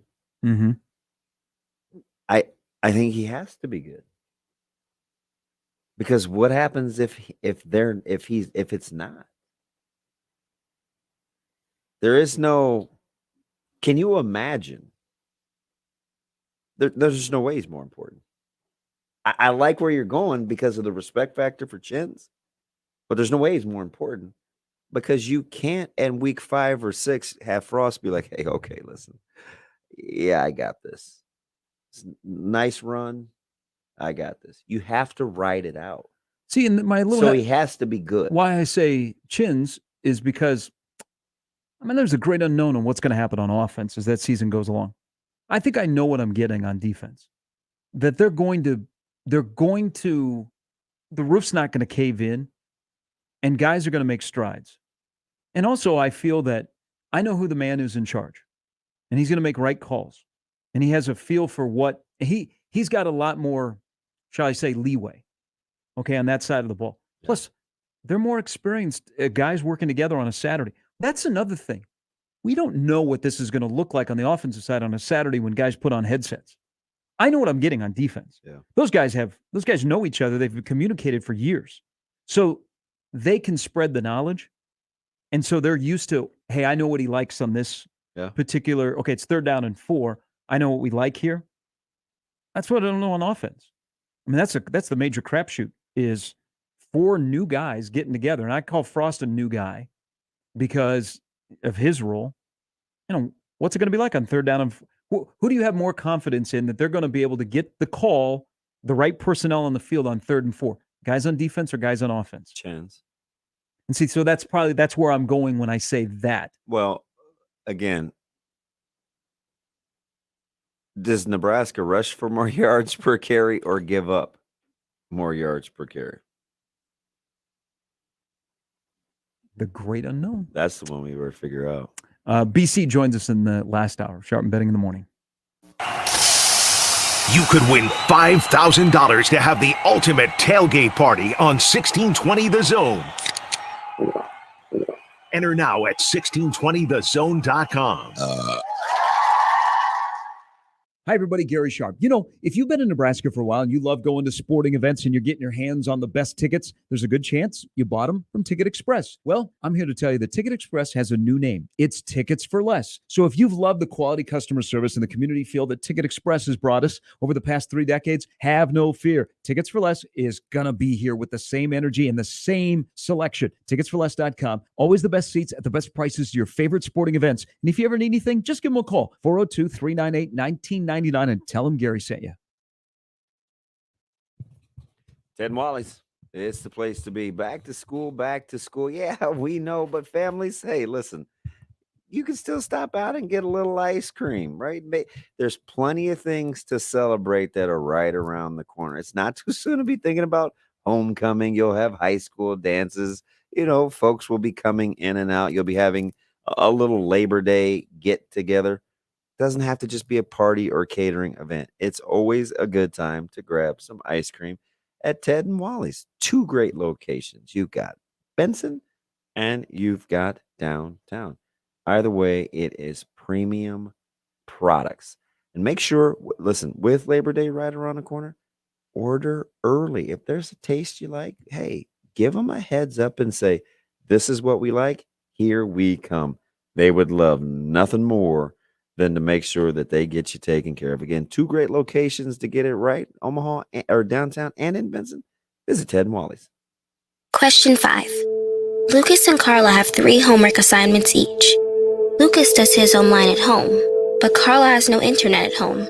If Carla has to travel 5 miles to find Wi-Fi at a noisy diner or a grocery store parking lot, how can she ever be expected to do well in school? This is not a problem kids should have to solve. Cox Connect to Compete, providing affordable internet to lower-income students. Available to new residential Cox Internet customers who meet eligibility criteria. Other restrictions apply. Don't miss this week's Zone Deal. This week's half-off deal is $50 worth of vouchers to Le Voltaire French Restaurant for only $25. Le Voltaire Pepperwood Village is a locally owned, unpretentious French restaurant serving down-home cooking with an extensive wine list and great handcrafted cocktails for decades. Whether dining with friends, clients, or that special someone, Le Voltaire will make you feel right at home. Zone Deals go fast. 9 a.m. Friday, 1620thezone.com. 1620 The Zone is your place for all things Nebraska football. And next week, we bring you Red Out Week, presented by Union Bank and Trust, where your money has people. Sharp and Betting in the Morning, The Connor Happer Show, and Unsportsmanlike Conduct will bring you daily coverage, stories, and breaking news, concluding with our Red Out Week Roundtable, Friday, August 26th, where all our hosts will be together for a 1620 The Zone Roundtable like you've never heard before. It's Red Out Week on 1620 The Zone, presented by Union Bank and Trust. Malarkey shingles are durable, high performance, impact resistant, and beautiful. Carp's Complete Home Exteriors is a certified Malarkey shingle residential contractor. For a free estimate, call Carp's Complete Exteriors or visit carpsomaha.com. Summer is over. It's time to settle into your back-to-school routine. I'm Jenny Benson, president of the Nebraska State Education Association.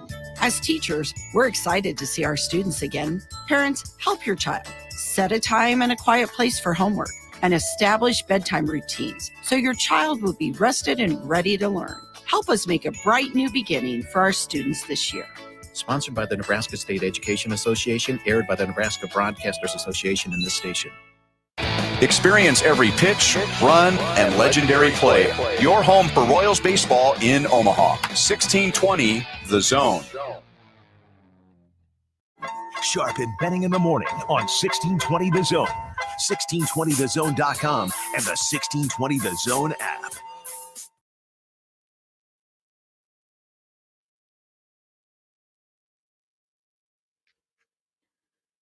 Not everybody's having a good camp. In the city of Madison, Paul Chris yesterday was asked about quarterback. Did not single out his starting quarterback, but it's not where we want it to be. His quarterback, Graham Mertz, has been there for a while. Oh, yeah. How old is he? He's kind of becoming a graybeard. Remember back in the COVID year, he was their quarterback. Not where you want it to be. That's not what I want to hear if I'm a Wisconsin fan and my quarterback has been there for a while. I think it's low key pretty. It's a pretty important year.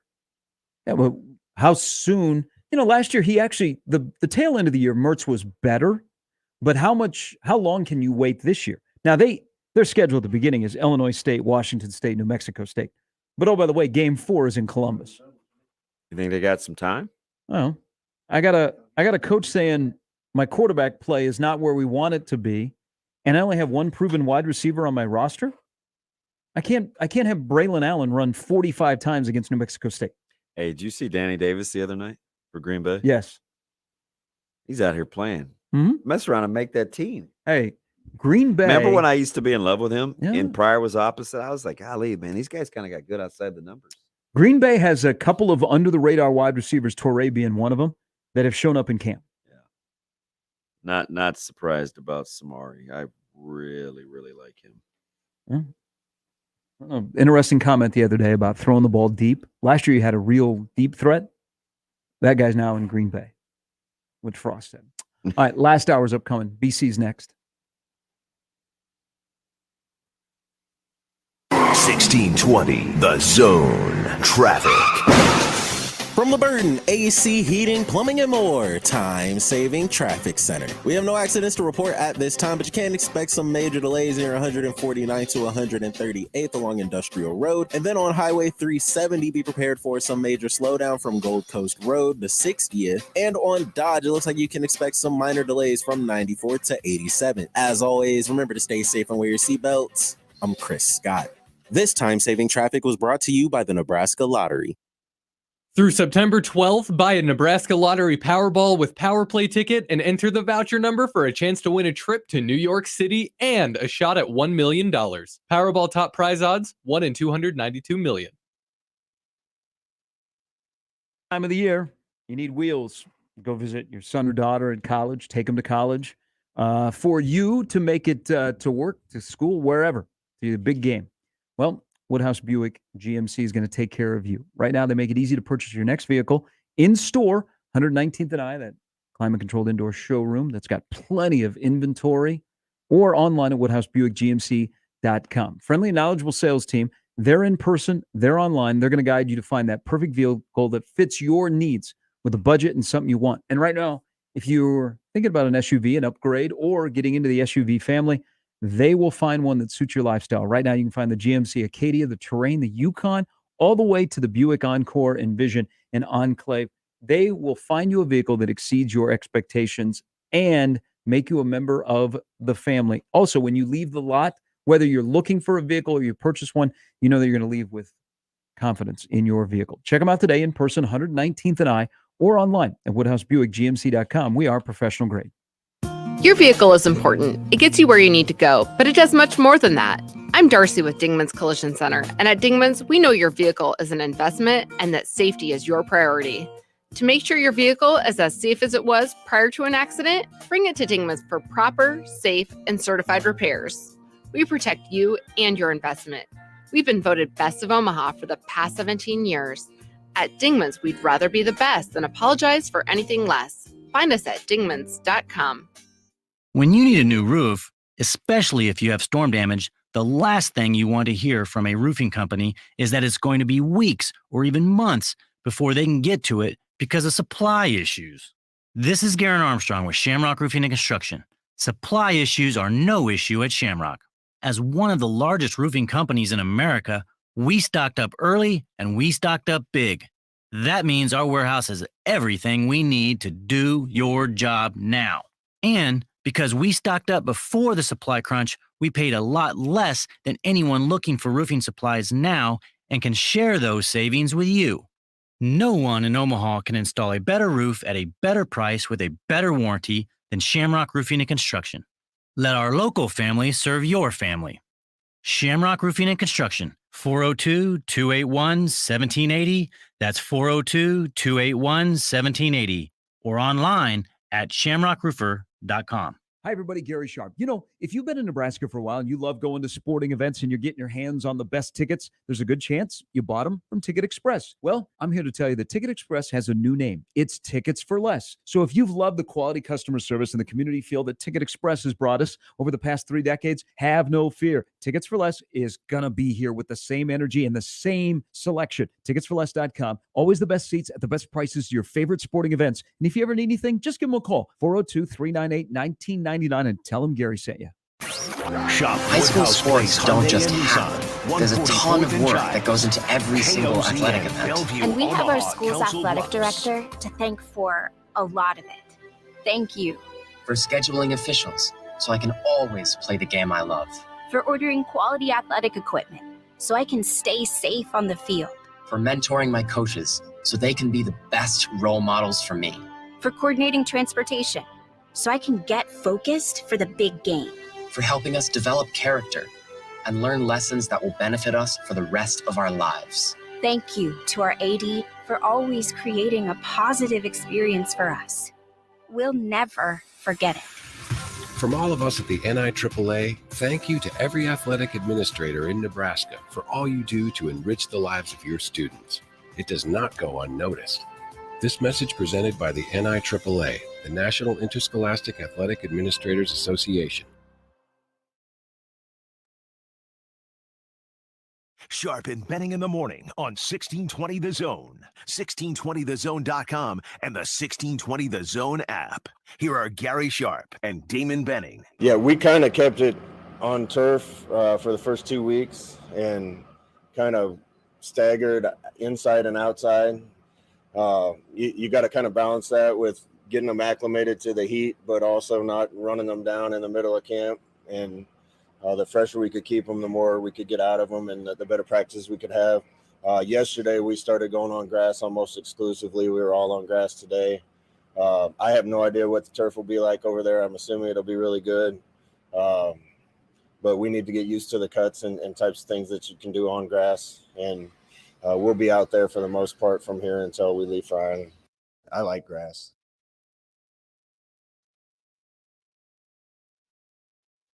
Just about to say that. Last hour of a Tuesday edition of Sharp and Betting in the Morning. Welcome back, everybody. We welcome in Brian Christopherson, who in 11 days will be walking around the lush field in Dublin, Ireland. Good morning, sir. How are you? Good morning. I won't be. Michael Bruns is going for us. I'm better served staying around my block. It's safer for me. So. Safer? Are you high risk, BC? Well, I think Michael Bruns is a man who can travel the world, come back in one piece. It's going to be all right. I am, if you send me out lonesome on a trip like that, there's no saying. So it's probably the best call for us. So I'll be watching it on the tube like most folks. Hey, and Jason Benetti, by the way, doing the play-by-play for the game. If I say to you, our offensive line, we just need them to be functional for this season, the entire season. What would that mean? What would a functional Nebraska offensive line look like? Well, I mean, I'm sure they want more than that, but to me that would mean in pass pro, especially, you're not doing all sorts of tricks to cover for 2 holes, on your O-line, 2 or 3 holes. And I felt like last year they were having to mask certain spots, specifically the tackles, but I just thought we're struggling in pass pro, and they'd have to do all sorts of funky stuff with Cam Jurgens. They'd have to use max sets and all that stuff. And to me, a more functional, by definition, O-line, some of that goes away, and guys are more consistent at those tackle spots. I still think that's one of the biggest questions, though. Can Bryce Benhart, be that guy? If he is, I think there's a lot of things that fall into place after that. And then, I will keep saying it. Teddy's got one of the biggest tests you can have as a guy who had a pretty serious injury, lengthy layoff, plays one of the toughest positions in sports, has only been out there 5 college games in his career, 2 starts. That's a lot to ask. So to me, it's how those tackles sort of hold up, in pass pro, and if they're reliable as you get into the grind of the Big Ten and you go against some of those D linemen who are freaks. It's an NFL league in the trenches, and you've got to have guys who can stand up to players who a year from now will be trying to make NFL rosters. BC, does Nebraska rush for more yards per carry or allow more yards per carry? That's a good question. I think they're going to rush for more this year. I'm not going to overhype it, but I admit I've kind of bought into that. There's a real confidence with what they've done running the ball throughout the offseason. I mean, even after the first scrimmage in camp, Nick Henrich was up front and was highlighting the scrimmage. He could have talked about anything, and he immediately jumped to the running backs, which immediately made me think of there was something good happening with the offensive line up there. And, that you've got some interesting parts on that interior, too, where you got Trent Hickson and Brock Bando maybe as 6-year senior guys who you're asking a lot of, who have kind of been in the shadows, and it's their moment to have that special season. So it's not an easy question to answer because they're very much a mystery to me. But I do buy into the idea that Donovan Raiola has brought some new ideas, some new techniques, and maybe some new energy to that group. And it feels like they think they can be pretty good running the ball with the tailbacks. Now, I get a little worried, though, whenever you go into a season and you don't have that. This goes to the running backs, have that definitive, like, RB1 who you've seen before do it and is going to do it, like Wisconsin has going into this year and Nebraska has had before.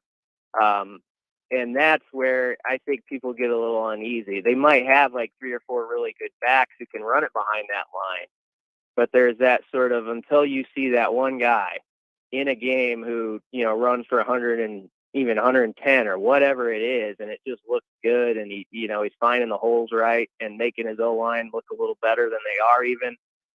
Until you have that, I understand where there's some angst, about it all. What do you think would be the difference if you have a quarterback who, they don't want to run, can't run, and doesn't have happy feet? What does that do for that offensive line that's trying to find their way?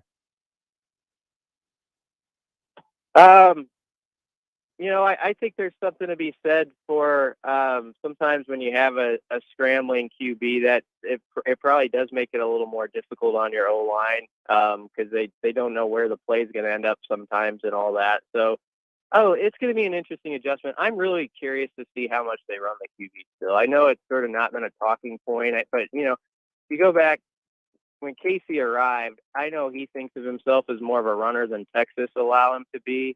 And I'm just interested if they make way for that at all, how much of it there is.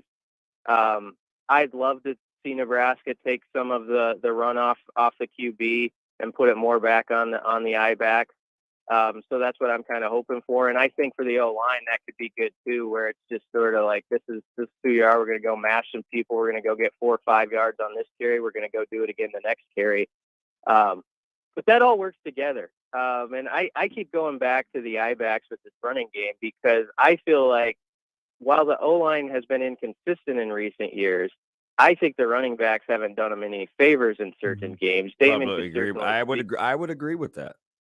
Yeah, Damon could speak to it with, a much higher degree than I can for sure. But, I mean, it's just certain plays where if you have a really savvy running back who has the patience or whatever it is, the timing to hit the holes right and know where it is and feel it right, I think there's been certain plays that have been left on the table where it ends up being a 1 or 2 yard run, where if the guy had hit it right, maybe it's 6 or 7 and everybody's feeling a lot better.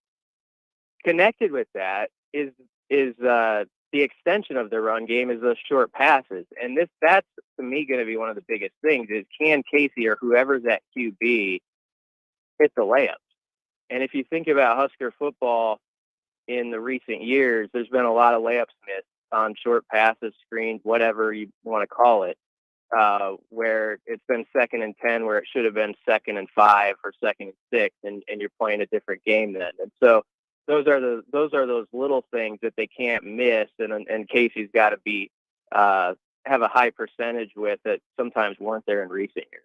Yeah, I think that's kind of spot on, especially with the quick game, because with no run action, I think you will get a lot of quick game if it doesn't, if there's no run look to it. But the other thing is, can you envision an offense, BC, in which Nebraska is effective on the ground without the quarterback run game? Because for all I can glean, I don't think you're going to see much QB run game at all.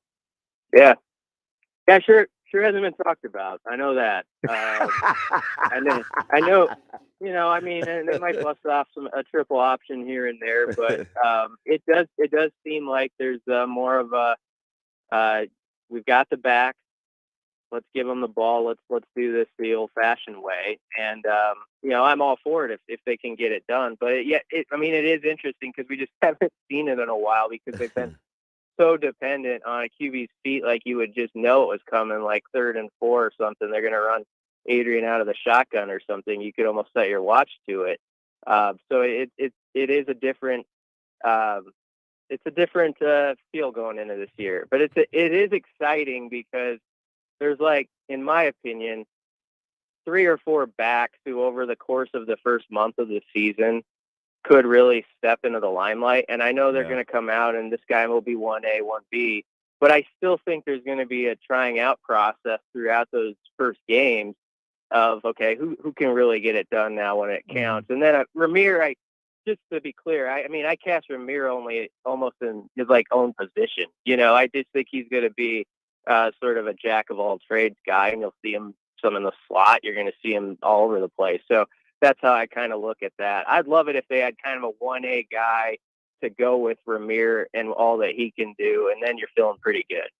Brian Christopherson from Husker 24/7 joining us. Let's say we sneak into the team room down in Lincoln, and we get to look at the expectation board for this season's expectations, and number 1 is to make a bowl game. What do you think 2, 3, maybe even 4 are with this team internally? If you had to just guess. Internally, I bet it's to win the West, because that's what you should be thinking if you're at the University of Nebraska and you're inside that locker room. And people can snicker on the outside all they want and say, "Oh, you're 3-9. Good luck with that." But that should be what it is. That should always be set up on a board and an expectation, and that you can believe it can happen. And frankly, if you look at the division, it's open for business. It's not like anybody you're just saying, "Oh, they're going to run away with it." There's not an Ohio State on Nebraska's side. And, Ohio State's not on the schedule. That does a huge favor. When you look at the crossover games of teams and you see, oh, okay, they got Ohio State, they don't have Ohio State. I know Michigan's good. I know they're the defending champs. But I just treat it differently when I see Ohio State on somebody's schedule in the West compared to someone who doesn't have them. So Nebraska needs to take advantage of that. So internally, I think you're thinking, let's be in that race. And you're not talking about that all the time. It's got to be a week-to-week thing. But I do think that's a long-term goal they would set. Outside of that bubble, for us, I think the bare minimum always should be that when we're in mid-November, we are talking about the division race, and here are the scenarios that need to unfold for Nebraska to win it. I don't think you should ever be out of the race, on November 14th or whatever the day is with 2 weeks left, where various things can happen. If you are, you're stinking up the joint. So to me, that's sort of when people talk about, well, what's the win total got to be this year to keep this thing going and all that stuff. I kind of go to that idea of are we talking about Nebraska having a shot still at this thing in November, early mid-November, along with Wisconsin, Iowa, Minnesota, where, if they win and this team loses, this is what happens. That has to be something that happens again every year here, I think. And hopefully, with a schedule like this, Nebraska can make that a reality this year, because I think it is possible. BC, true serum on August 16th, and everybody that's been in fall camp's got to take it. Easier for the new 30 some odd guys to get along with the other, guys on the team, or the 4 new coaches to coexist with the rest of the staff? I would bet it's easier for the new guys, new players to get along. I think there's sort of like, even the guys who are returning, I think, understand this is just college football now. So I think there's kind of a arms wide open acceptance of newcomers where guys have moved on from that. This isn't even 2014 anymore, where it's not like you have everybody's back that was here last year and you're only going to have a couple transfers. I think players have adjusted to that, and that's the new reality. And so I think it's been pretty easy for those newcomers to fit in. Also, I think the players understand we got to have those guys. I mean, it was really interesting to hear like Caleb Tanner talk about, O'Shawn Mathis coming in and, working with him and Garrett. And he's like, we need every guy we can get that can help us win. I mean, that's what I want. So I think players have accepted it. I would think to your question with coaches, there's always that, well, we kind of did it this way here, and, oh, I did it this way. And I would guess that is a very difficult balancing act, if you're honest, about getting that all together. And I think it would be that anywhere. I'm not like trying to say like, oh, they got a problem in that room. I'm not saying that at all. I just think that's how in the coaching business, everybody sort of has their own idea, their own map of what it's supposed to look like. And it's like, oh, your map's different than mine. So you got to, that's quite a thing. And I mean, that's really the story of this Husker season. Can they, have 4 or 5 different maps that were originally on the table when they got here, and it all looks good on one map now?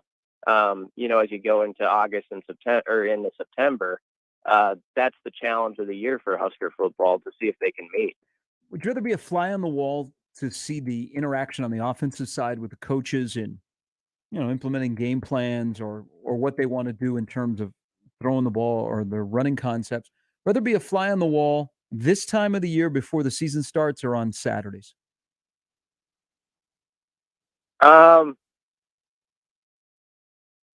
Probably right now. I'd love to see it right now.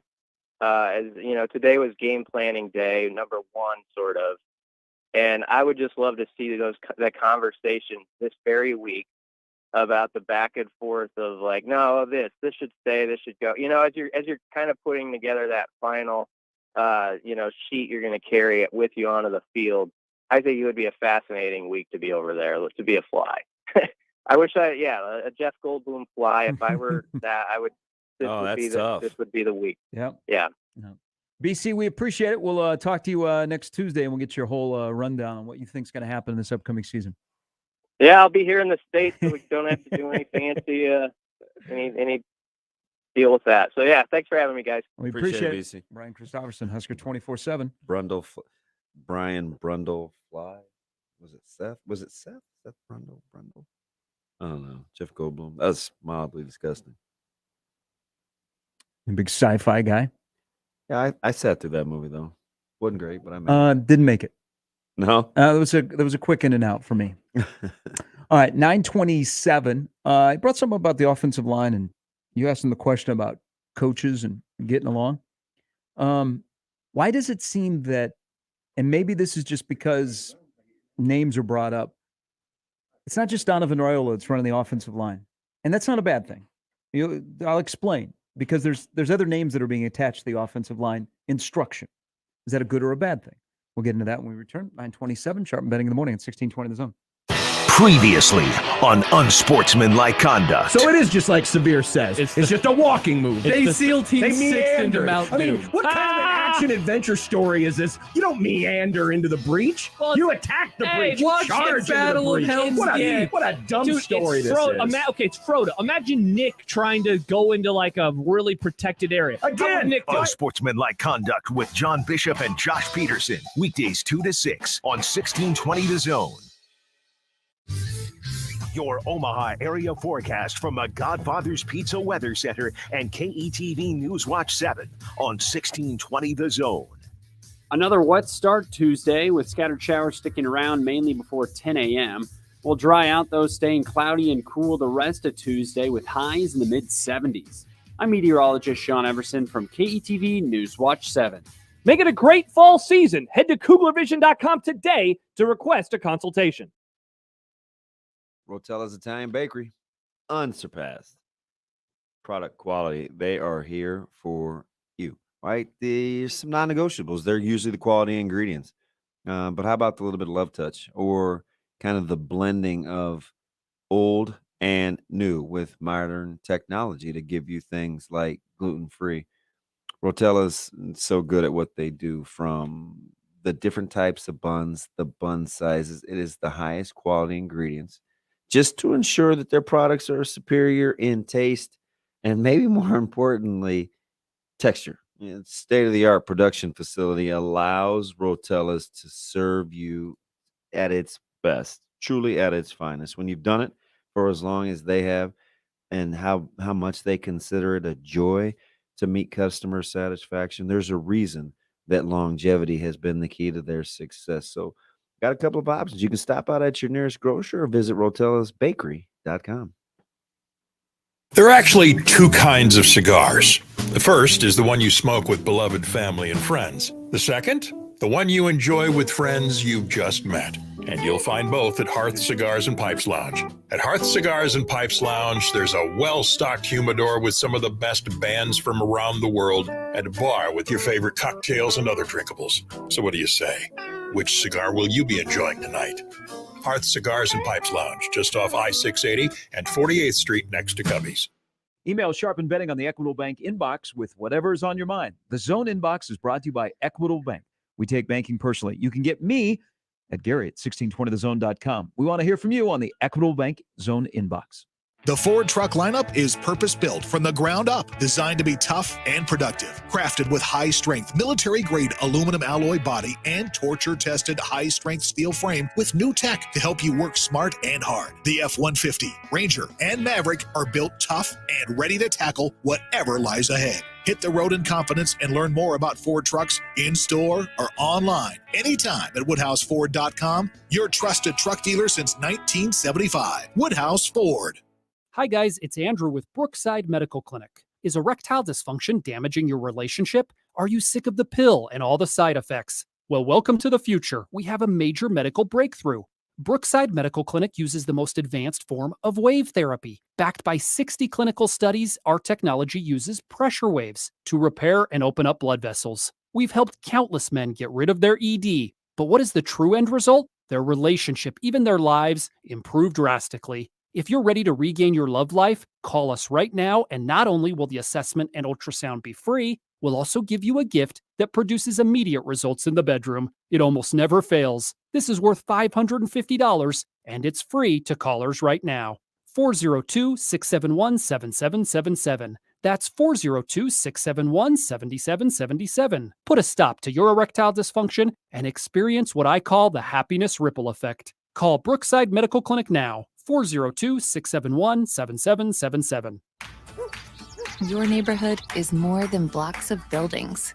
It's the people who live there that make it special.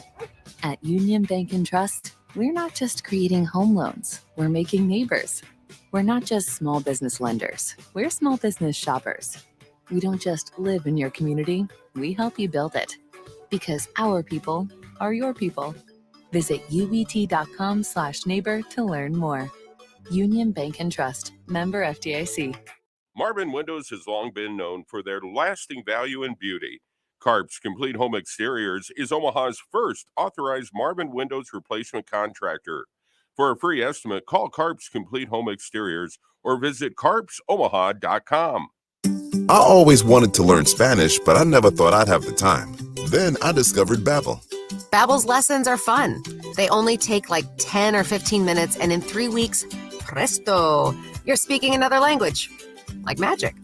I love that Babbel's lessons aren't just robots talking. They're voiced by native speakers, so you get the pronunciation just right. And they're designed by real language teachers, so you learn how to have real-world conversations, things you'll actually use. 3 weeks. It's incredible. After 3 weeks, I'm on vacation in Paris, having a conversation in French. There's all kinds of ways to learn. Use Babbel's podcasts or games or videos. You can even join live classes with a language teacher. If you want to learn a language, there's no faster, easier, better way than Babbel. Babbel. Babbel. Babbel. Évidemment. Go to babbel.com to try for free. That's BABBEL.com. Babbel.com. Sharp and Betting in the morning on 1620 The Zone, 1620thezone.com, and the 1620 The Zone app.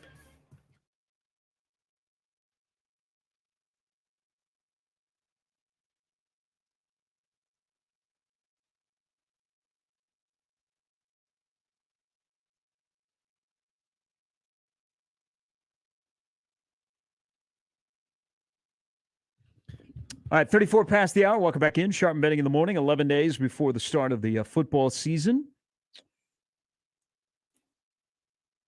We'll get sound after practice today. The defensive coordinator, special teams coordinator, and Mike Dawson and a couple of players as well. I would imagine before they head to Ireland and the season starts, we will hear from Donovan Raiola. That's the only assistant we've not heard from yet. Yeah, I wouldn't hold your breath. I like the limited times he's talked to the media. Is he speaking on behalf of the offensive line, or is it the head coach, or is it the GA? Yeah, I don't know. I just don't think. I think he just likes coaching. Okay, so he's okay not talking. Nice. How many requests have been made? A ton. I think people are probably. Well, I would imagine when your head coach says, it's all about the offensive line. I think people want to hear from the offensive line coach, or do they want to hear about the head coach talk about the offensive line? Yeah. He spends a good portion of his time down there. He does, which he has drawn himself, the GA, which is getting acclaim, and then a first-year Power 5 coach. There seems a lot of people working with the offensive line. Yeah. All right. Well, they got to be good. Here is Cody. Good morning, Cody. Good morning, gentlemen. How are we on this fine Taco Tuesday? What's up, Good. buddy? Is it Taco Tuesday? Is that still a thing? Hey, first off, congratulations. Red Nebraska number 1, blue Nebraska number 18. I think that's pretty awesome. And then wanted to do a couple quick. Are you guys going to be doing Jones Bros on Fridays before home games?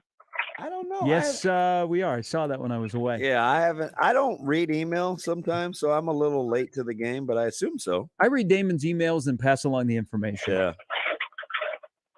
Next, Damon. Yo. I think, Gary, you too. One of your guys' favorite coming off the bus football players in the past 5 or 6 years. What are your thoughts on Chris Walker being the starting left tackle for Montana this year? Hey, how do they keep getting Nebraska guys? Yeah, everybody goes to Montana. AJ Forbes, Chris Walker. It's a beautiful place. The best linebacker in the state last year. Mm-hmm. Is there just a trade we give you guys, they give us guys? Yeah, it is kind of weird, but I wish. Hey, I hope, good for him. Yep, I wish him all the best there. And then I have one more question, but I'm trying to draw on a blank right now. Oh, where would you set the odds on Conor McGregor being at the game in Ireland? Oh, would he go to that? He's been busy doing a lot of other things that don't have to do with fighting, at least in the ring. He sold his alcohol, didn't he? He's not part of that anymore. proper 12. So if he was there, Cody, who would he be cheering for? I think he would go for Nebraska. Yeah. Just because of Bud Crawford. Speaking of the fight game, and I'd keep your eyes open for something with that of somebody representing Nebraska in the fight game. Are you talking about the kid that got absolutely trashed by Pat Downing this weekend from Nebraska City? I know. I said, wow. Nope, that wouldn't be the person we're talking about. Okay. How about Nebraska City having 2 UFC fighters? Yeah, well, it's they got Pinner too. It's a fight town. I will be there on Thursday. Yeah, and Nebraska City's a fight Nebraska town. City coaching W West Wrestling now. Hey, so are you going to that game, or are you watching that on television?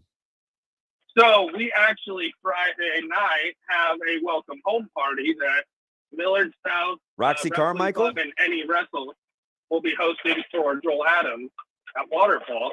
Yeah. World champion. And then from there, I'm gonna try and head over to North Platte for Papillion-La for a little bit. watch. I want to see Devin Jones, how he came back, how his recovery's gone. And then I'm going to try, I'll text Sauter, kind of see how the Prep Bell West team is, and try and head over there for the second half.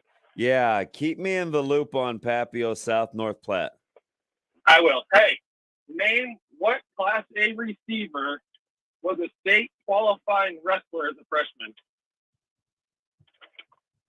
I will buy you a Pison's pizza if you can get All right, say that again. What Class A wide receiver was a state qualifying wrestler as a freshman? Ooh, does Feller at Millard South wrestle? No, he's a running back. Plays DB. You're not even in the right school district. I don't know. Who was it? Tyrell Jordan for Bellevue East at 126 pounds. Oh, he used to be a chieftain? Now he's a Bell Yeah. West. I did not know that. Yeah, so, I would. so there's your- I do know. I know one other thing. That guy's pretty good. yeah. Pierce Johnson, another wide receiver at Prep, also a state qualifying wrestler.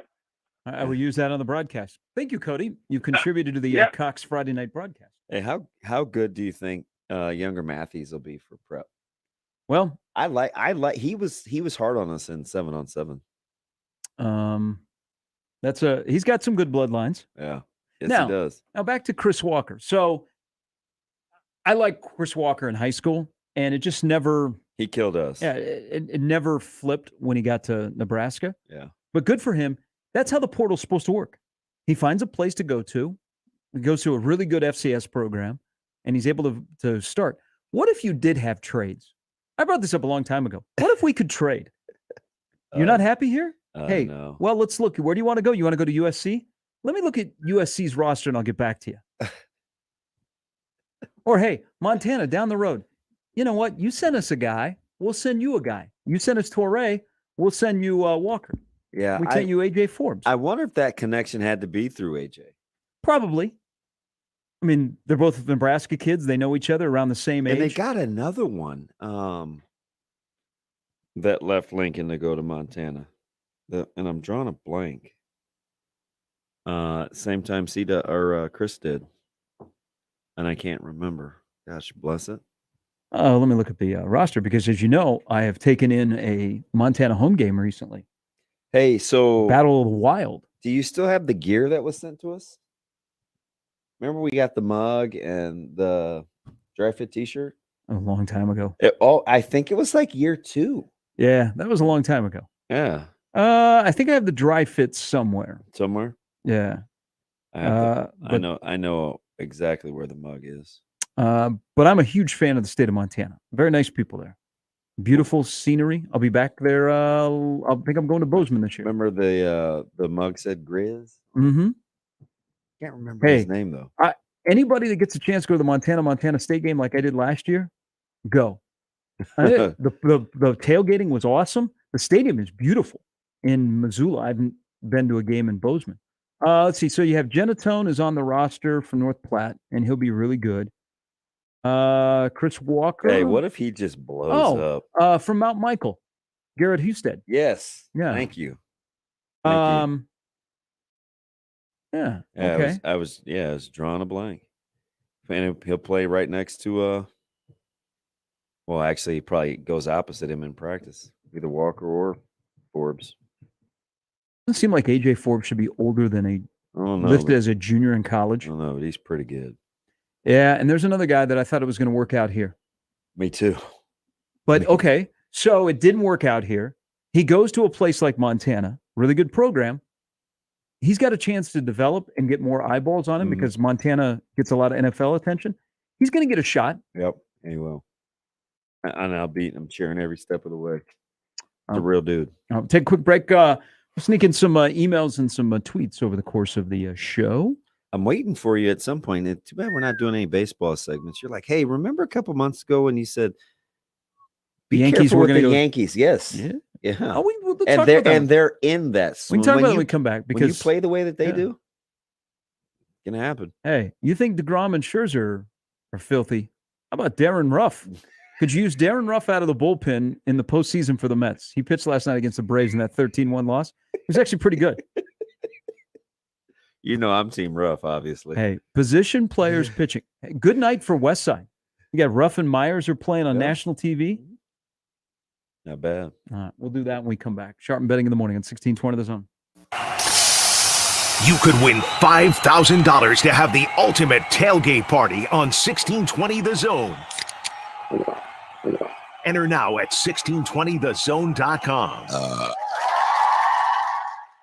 With our newest unlimited plan, everyone's welcome. Introducing Welcome Unlimited from Verizon for just $30 a line per month for 4 lines with autopay plus taxes and fees. Our best priced unlimited plan ever. Did he say $30? Yep, $30 a line for the whole family. The network you want, the price you love. Switch to Verizon today. Paper-free billing required. Unlimited 5G nationwide 4G LTE. In times of congestion, your data may be temporarily slower than other traffic. All smartphone lines on the account must be on Welcome Unlimited and are eligible only for select promotions. Includes domestic talk, text, and data usage only. Data roaming at 2G speeds. It's your time for higher education, not higher debt. And it all starts with a scholarship application to Metropolitan Community College. Every year, MCC awards more than $3 million in scholarships to students. In less than 5 minutes with a single application, you can apply for all the scholarships available to you. It's your time to path forward. Let MCC show you the way. Register today. Classes start September 6th. Apply today at mccneb.edu/scholarships. You want to go to a professional sporting event? You want to go to a college sporting event? You want to go to a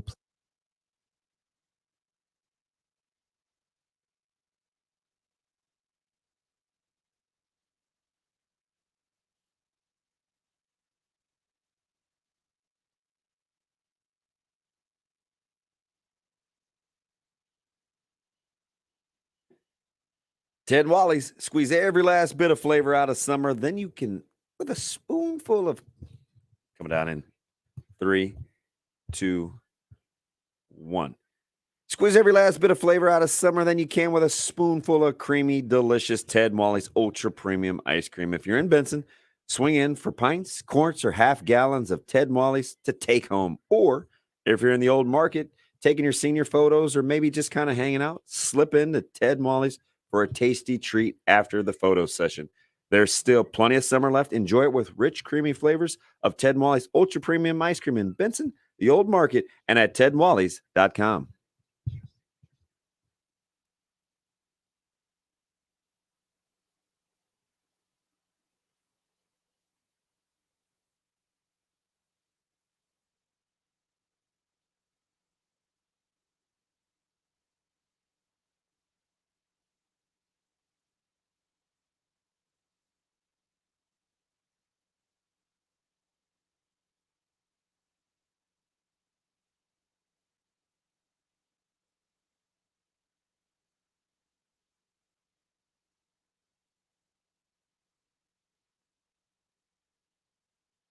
Or in the case of Euroshield hail-proof rubber shingles, you can have great designer looks and durability. At Thompson & Thompson 3rd Generation, we don't just give you an estimate, we educate you and give you options. So you decide, 5 or 50. Click Thompson 3rd today and start enjoying your new roof or siding. Sharp and betting in the morning on 1620 The Zone, 1620thezone.com, and the 1620 The Zone app.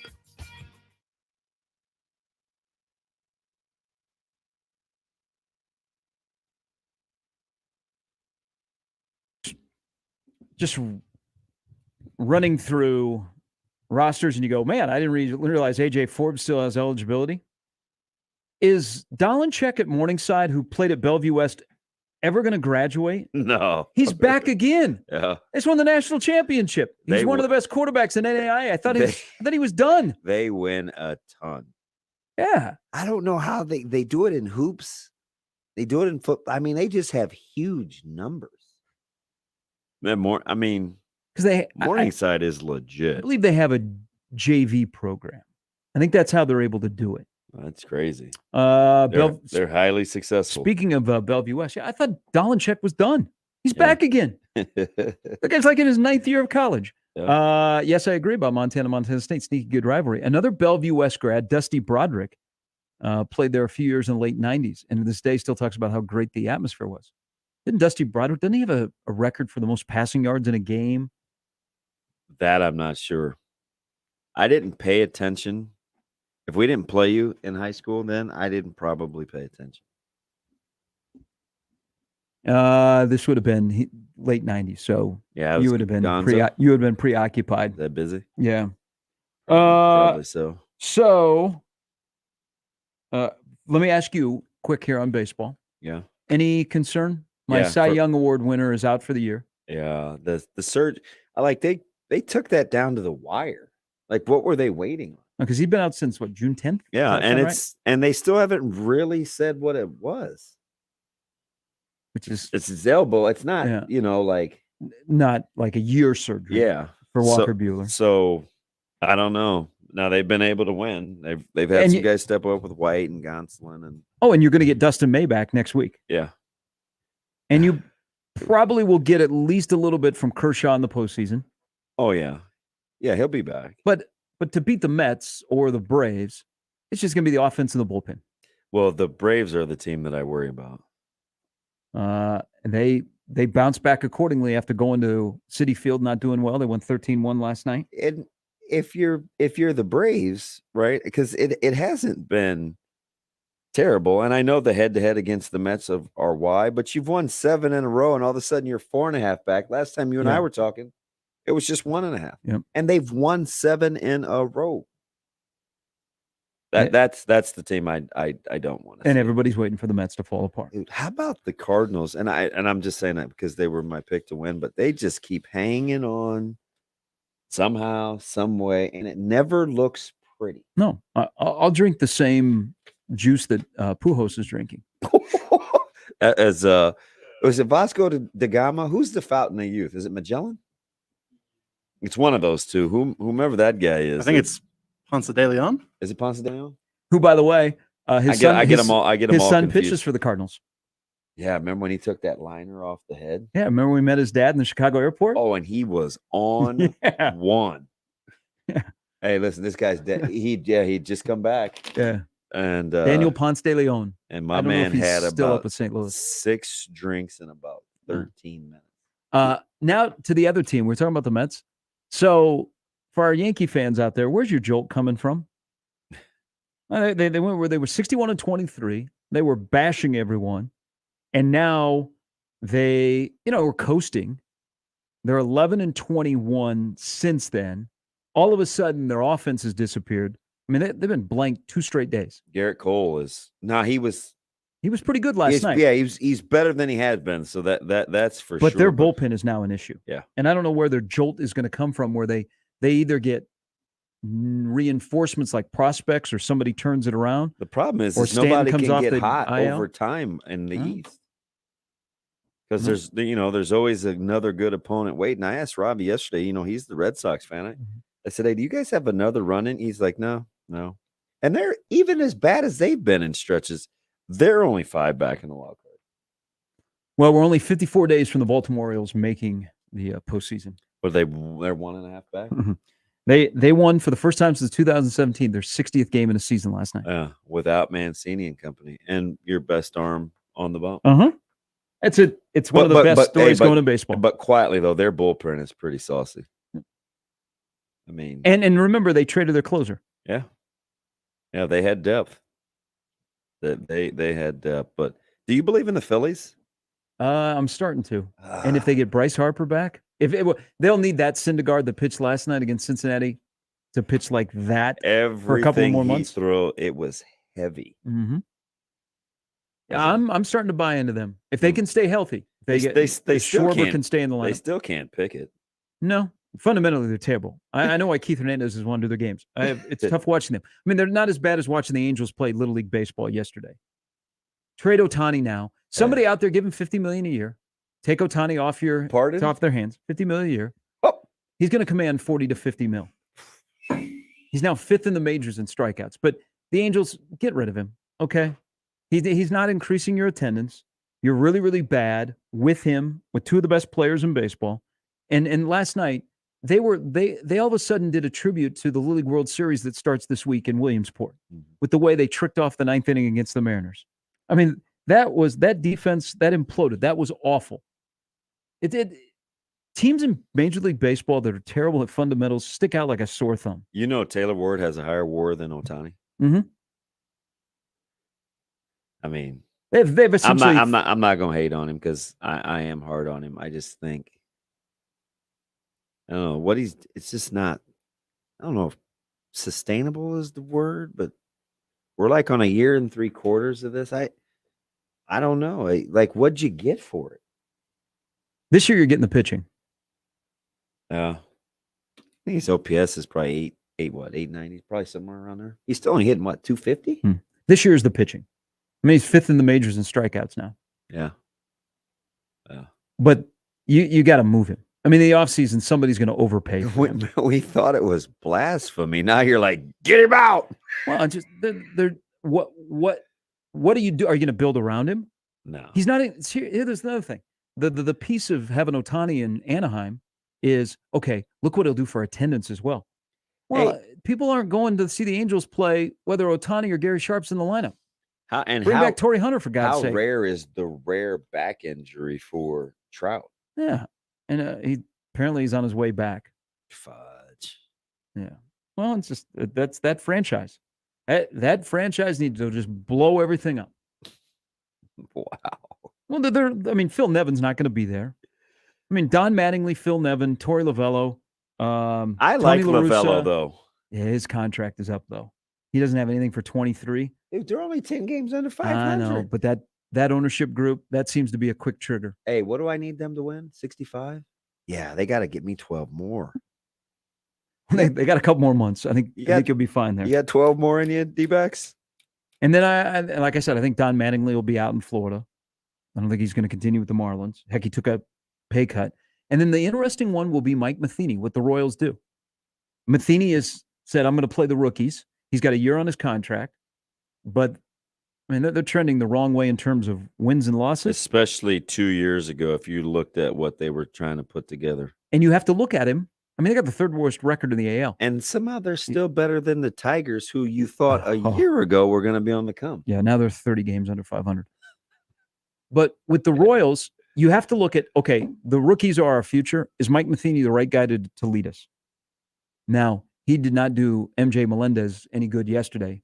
So Melendez violated the team rule, didn't start the game, got pulled from the lineup on Sunday. And then Matheny yesterday tried to explain it and basically threw Melendez into the guardrail. Yeah, that's a future star. I don't know. They also have to figure out Melendez and Perez playing at the same time, whatever happens there. But I don't, How old is Perez? Salvi's actually not that old. He moves Connery around like he's yeah. Methuselah. Yeah. I mean, you do enough squatting like that. Man. Yeah, he's only 32. He walks like it hurts. I know, he does. But with the recent power surge the last couple of years, I mean, I guess. I don't know if the Royals made a change with Matheny, where they would go.